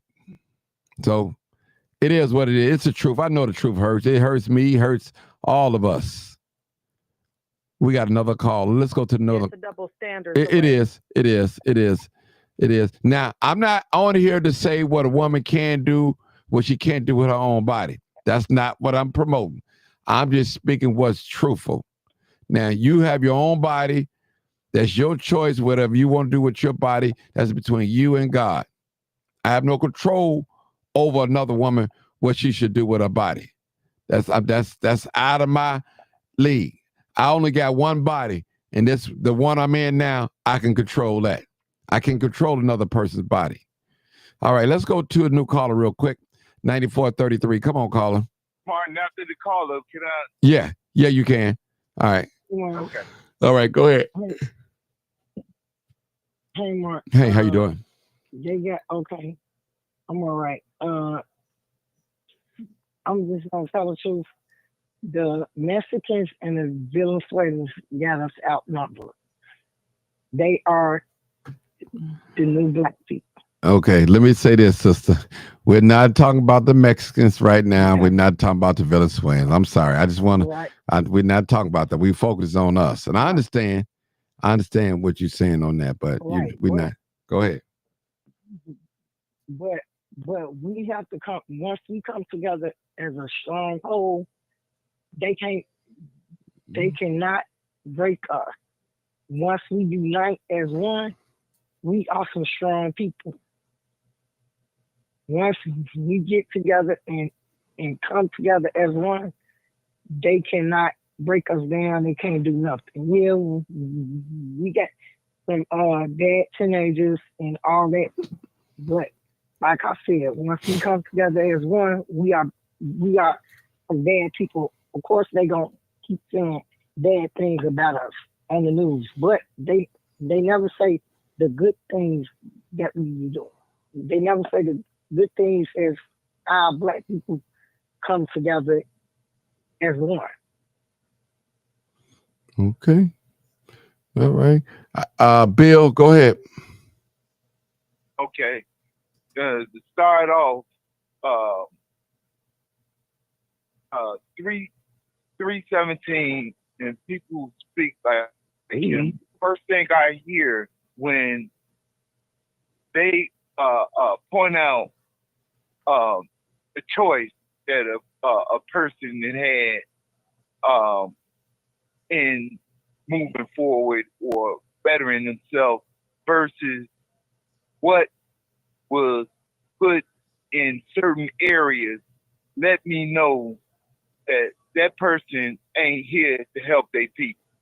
Because first of all, you have to recognize the situation, the problem, and everybody comment, and it goes right back to the way the media portrays us and what we see. And you hit the nail on the head. Systemic racism and social engineering work hand in hand. It's evil. It's beyond evil to think or know that there's a people that allow these things to happen to a certain group of people versus everybody else. And it's socially engineered, meaning did a study. They have did surveys before they took action into moving forward with the drugs, the alcohol, all of this. They knew what the result would be for the most part. Did they think that it would backfire and hit in their neighborhood? Probably thought it would, but those are just casualties of the war. But you got people, evil people, whoever they may be, the 1%, whoever, parts of our government, they have sit back and put those systems forward, meaning that it's socially engineered to work the way that they want it to work for all of the reasons they want it to work. That's what that social engineering means. And has it been practiced in other areas or another people? Not to this extent. That's all I got to say. Okay. Total agreement. So our people. I'm listening to you. Who is that talking? That was 317. Go ahead. When he mentioned was definitely listening. No, I told him I was listening to him. Oh, okay. I was listening. Okay. All right. All right. Now let's get more even closer back to it. So for those of you that tune in late, we did show a chart back from 2019. There was a lot of statistics on black, white, Hispanic, and so on, Asian, and all that. But we only dealt with two categories, black and white. Okay. Now we know that the media always showing us in the media, and not in a good way. You know, only time you probably will hear something good about a black person, maybe in sports or entertainment, or the first black this, the first black that. Nothing really super constructive, if I may say, real constructive, such as making an invention or doing something. They downplay that. But I want to educate the people like I did tonight. Don't be fooled by what you see. As old rule says that if you see something and hear something long enough, you start believing. So I'm telling you, you can't, things that you hear and see, you cannot always believe them. Okay? There's a spirit, a demonic spirit, a hateful spirit, a racial spirit, a devil spirit working in the white society against black people. I got to tell the truth, shame the devil. Now, does that mean every white person is involved with this? I would say no. But they're out to get us. And my question is to black people. If we know the drugs are put out here for us to get them, the guns, what are we, how can we not touch them? Because it's a trap. We know it's a trap. It is a trap. Trust me. Those of us that come from that element, the streets, been in the streets, been to jail, shooting, selling dope, getting caught with a pistol. And when we get older, we always say, man, it wasn't even worth it. And the brother said it. They're afraid if we get into power, we're going to do what they did to us to them. And that's legitimate. I agree with that. I think a sister, somebody said it. I agree with that 100%. Now, Agree with that. right. I'm not blaming all black people problems on white folks. Now, I want that. That's not. We're not gonna do that. I'm just telling y'all. So there's no excuse for certain things that we have to take care of. We have to take care. Nobody told you to throw that pamper out the window. Nobody told you to let your window down and dump your blunt stuff in the street, or on your way on the expressway, you throw your whole tray out on the. Nobody told you that. That's on us. Now, doing your homework. You got to do your homework. They may not be teaching you nothing, but if you don't do your homework and you don't study to read, that's on you.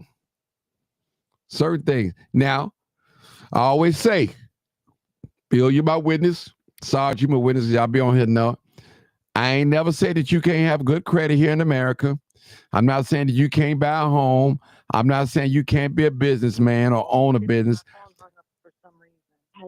Okay. I'm not saying that none of these things. There are windows of opportunity for you. There are windows for opportunity. All right. But just know that you won't be running anything. So we'll let you know that. You could be a lawyer. You could be a doctor. You could be the president. You could be a politician. You could be all that. But you will not be running things. Trust me.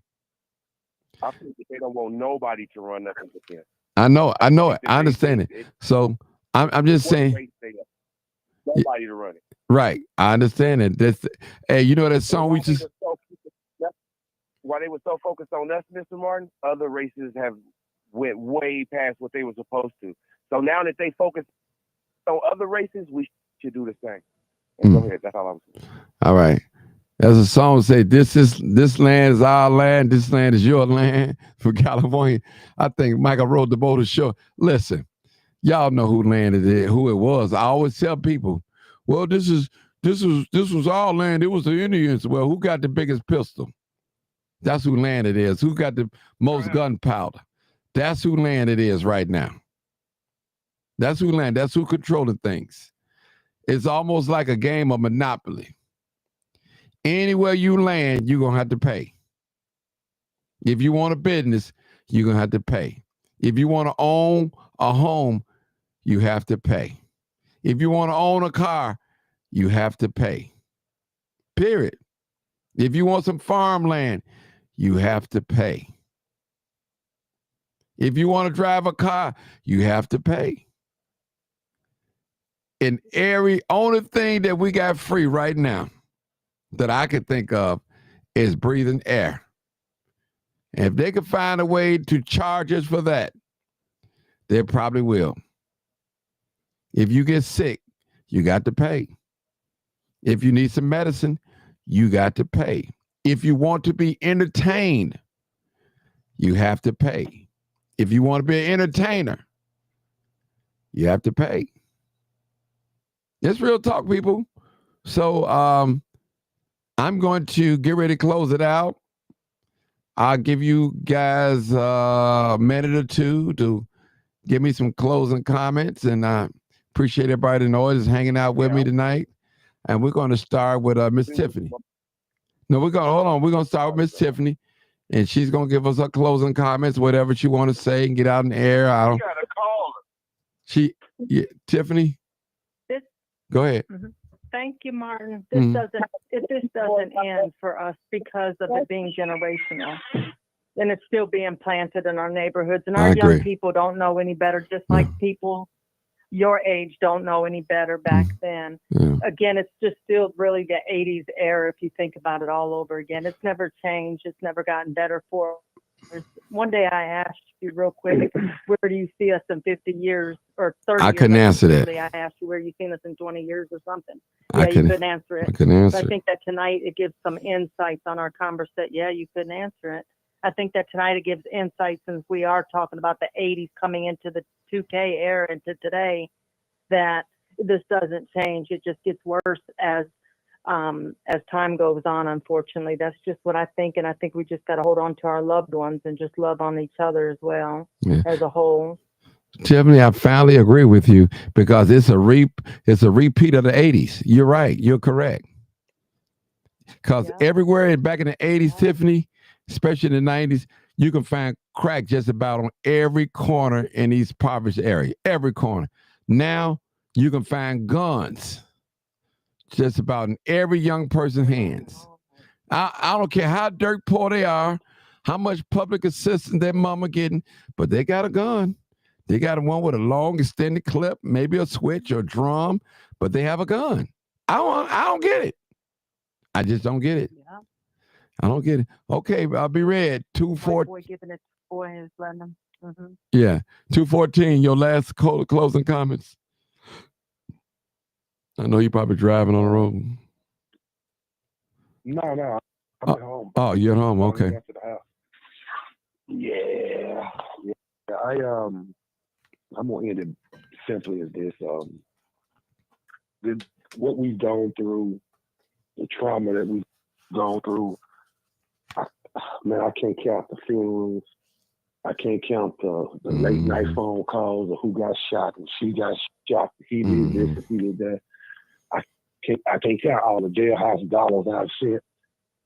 I can't count all the times that I've had to try to counsel younger men to find something that you're good at other than this.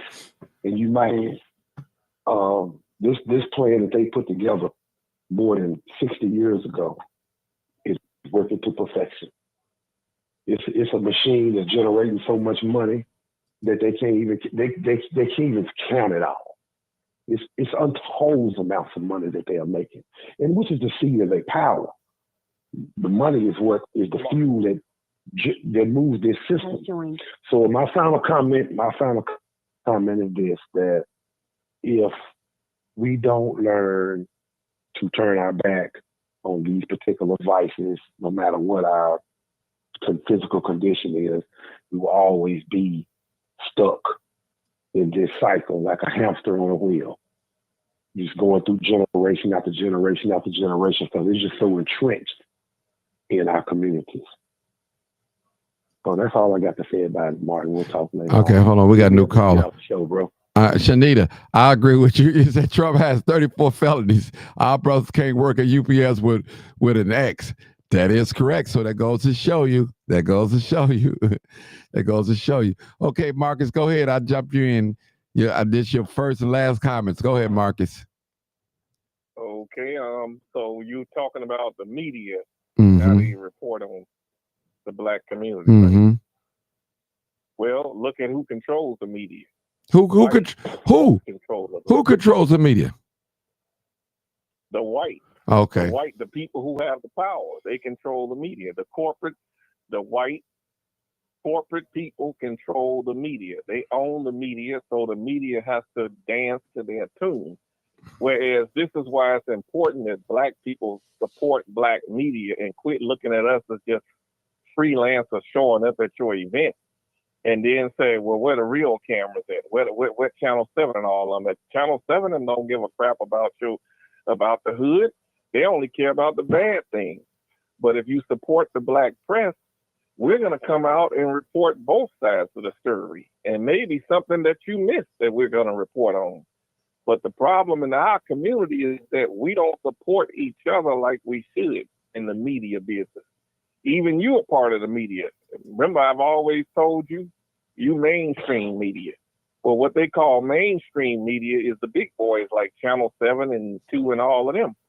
And they call us, we little media, but we do the same thing that they do. And it's important that we support the black press so that the black press can tell our story the way it needs to be told. And that's what we fail at. That's why we get this bad report of when they see a group of our teenagers downtown, they're always reporting it in a bad way. Well, if the black press go down there and they start respecting us instead of chasing us away, we're going to report all type of sides to that story. We're not just going to report on the fight. We're not going to report on the cops locking people up. We're going to talk about why these teenagers are coming down here and what can be done without all that over policing. That's what the black press is going to do. You have WVON, you have the Chicago Defender, you have the Chicago Crusader, which I represent, and the Chicago Communicator. Then you have On Air. You have all these other black newspapers that people probably use as floor mats in their cars or to clean up their dog mess, and they don't think to read them or take out an advertisement in them so that these papers can tell our story. It's important that we tell our own story, but we open the front door up and let these white boys come in with their cameras and their reporters, and we glad to see them, and we invite them to our events, and we give them the front row seat, whereas we give the black media the back row seat. My solution to that is support the black press. Martin, you are a part of the black press, whether you know it or not. You are mainstream media. You are on the same level, in my opinion, as Channel 7 and all of them. Yeah. Okay. Marcus. People just don't support you like they should. Yeah, that's okay, Marcus. I don't even worry about it. If they want to live, they'll tap into me because I'm telling you how to navigate through all this madness. I sent you a text message on it's on the statistics about crime 2019. We talked about it earlier, but I don't know if you was on here or not. And we compare just white and black. We didn't do the Hispanic and Asian and all that. So we found out I'm coming to you 312 next, 0518. We found out that white people, according to numbers, commit way more crimes than black people in a lot of categories. Now we beat them in, I believe, was it murder, and armed robbery for the adults. Yeah, those are the two. And prostitution. Well, prostitution under 18. It was under 18. Yeah, under 18. Yeah, it was 18. It was 4. Yeah. So that's what that was. Let me go 312. Then you next, Sarge. And I think Bill last. Okay. Let's go 0518. Go ahead. Yeah, I just want to make a closing comment. Go ahead, my bro. About the air, about the air. You said, they damn near charging us for air. We don't get the same cleanup.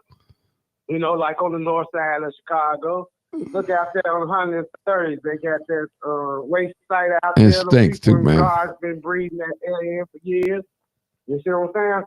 So back where we live at, our demographics and things like that, they damn near charging us for air. You see what I'm saying? So and then the drugs they put in our neighborhoods, we smell like, it was a time like you growing up in the projects, I go visit my friends in projects, you cannot stop on not one floor and not smell crack. You know what I'm saying? Because that has an odor. You see what I'm saying? Same thing with the marijuana nowadays. So they damn near charging us for that, Oh, shit. Yeah, bro. Bro, he put it out. On a regular basis, like on the north side. I know because I stayed on the north side. You know what I'm saying? I see the difference. I see what we getting and what they're not and what they get. They getting all the tip money, and we need the tip money on the south and west side. And so they, like I say, they damn near charging us from air because we smell the stinky garbage cans. That's why more rats are coming into our communities, etc. You know what I'm saying? Because of the waste. They know children throwing and I'm just gonna call it what it is. Junkies, homeless people, and stuff. They know they throwing all this paper and stuff. Man, regular people throwing paper and nasty stuff all on the streets, but these streets ain't being clean like on the north side. Yeah, and that causes pollution too. Yeah. Exactly. So that's why I'm getting at with the type of chemicals. Somebody mentioned about the chemicals, the type of chemicals we breathe in, and even what we cook in our house. Look how they did the fabuloso. But look how many women that were calling perfume in their house when they clean up with the fabuloso. You see what I'm saying? So you damn near even getting charged for the air. And that's some more real news for you. Yes, sir. Yeah, I'm sure gonna get charged for it if you want to heat it or cool it. All right. That's a good one. If you want to warm that air, you're going to have to pay for it. If you want to cool that air, you're going to have to pay for it. Yeah, you can go out there and breathe Mother Nature, but if you're trying to condition that shit, it's going to cost you. You're right. Even on an oxygen tank, even if you're on a breather machine, they charging you. That ain't free. So they charge us for air too. Yeah. Hell yeah. If you want to cool it, try cooling it without some money. Yeah, that's true. All right. We're gonna go to Sarge. Thank y'all for the comment. Sarge, go ahead. Okay, thank you, my brother. We're gonna go to the next caller. Sarge. Go ahead, Sarge. Land that plane, bro. Take us to the end. And I got Bill after you. Go ahead. Okay, yeah, the plane landing. It's with where you from the hood and thus and so, and that I see it's a lot of low key trying to shame folk because they made different decisions. Right. And that low key shame is you don't do nothing for your people. Okay, hold on now. Let me wrap my head around this. Do something for my people. We were all in the same struggle, right?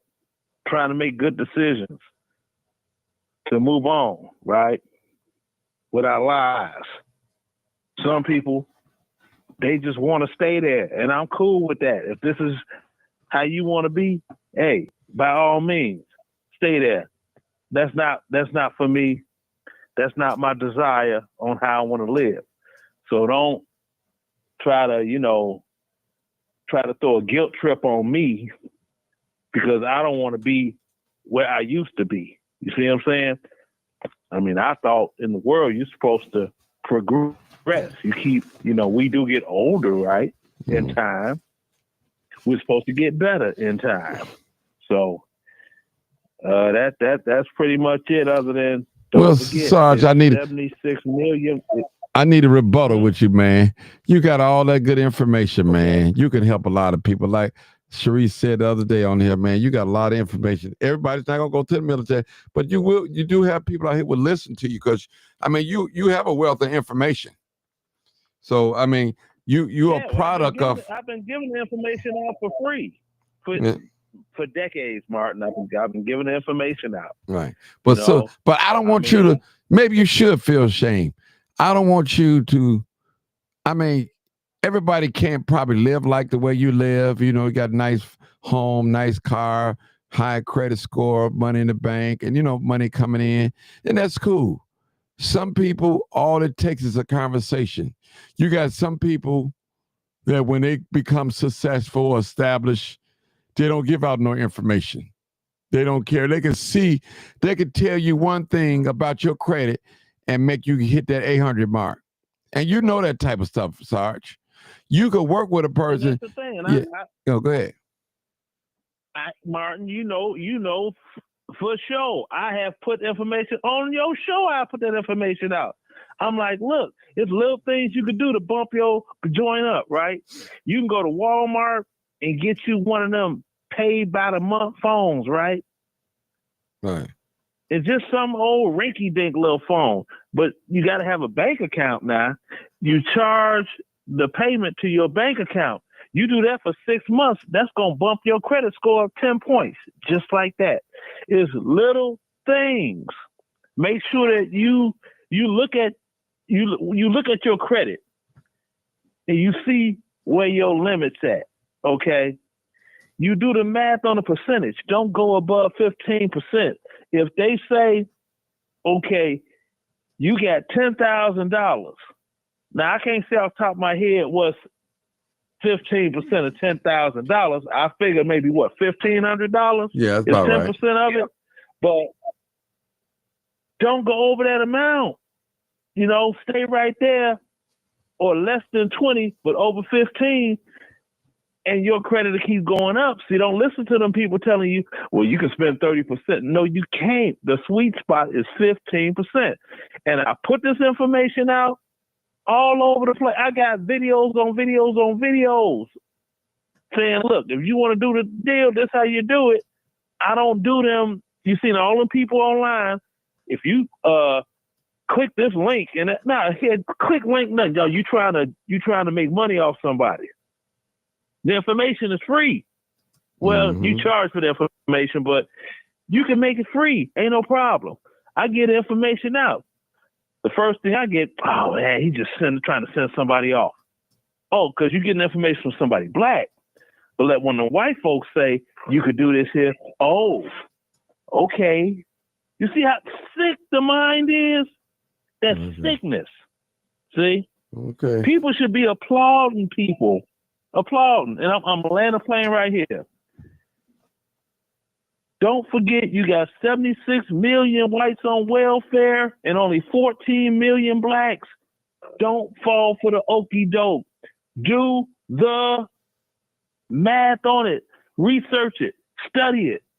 You could doggone hit Google and say, what's doggone 72? No, not 72. What's doggone 15% of 72,000? It'll tell you what the number is. You just write that down and do your comparisons. Okay, Sarge. Stop just going on, because the preacher said so. No, do your own research. All right, Sarge, I got to get the bill. Listen to people on here. Okay, yeah, listen to people on here, Martin. All right, thank you. They listen, they can learn a lot right from this show. Yeah, a lot. We put a lot of information out there, y'all. Out here, we do. Not just me. A lot of you guys bring information. All right, Bill, you our last man standing, man. You our last man standing. Oh, okay. Well, sticking to the subject, the how the media portray us. We see how they portray us. It's in a negative fashion, and we can't just go on what they say. Y'all brought up numbers tonight, and to reinforce, I think this was 2 shows ago, it was you and Sarge or you and somebody else brung up the numbers as far as percentage of black people in America, and you addressed it in the early 1900s through the 1920s or something like that, and we were at like 10%, and we at 12 to 14% right now. That don't add up. If you think about it, in that time after slavery, even though there was Jim Crow, black people were having kids compared to any body else. A married couple or people were having 6 to 14 kids at a time, all the way up to the up into the 60s. It was nothing to have a family of 8 or 10. So that don't add up. That don't add up. So we know we can't depend on them to portray us right or to give us the right numbers. That's all I got to say. Thank you, Bill. Thank you, Shanita, for that comment. Thank you. I appreciate you guys. You know what, people? I know I don't have a lot of people on here, but that's okay. But I got a foundation. It's truth. I still have my integrity in place.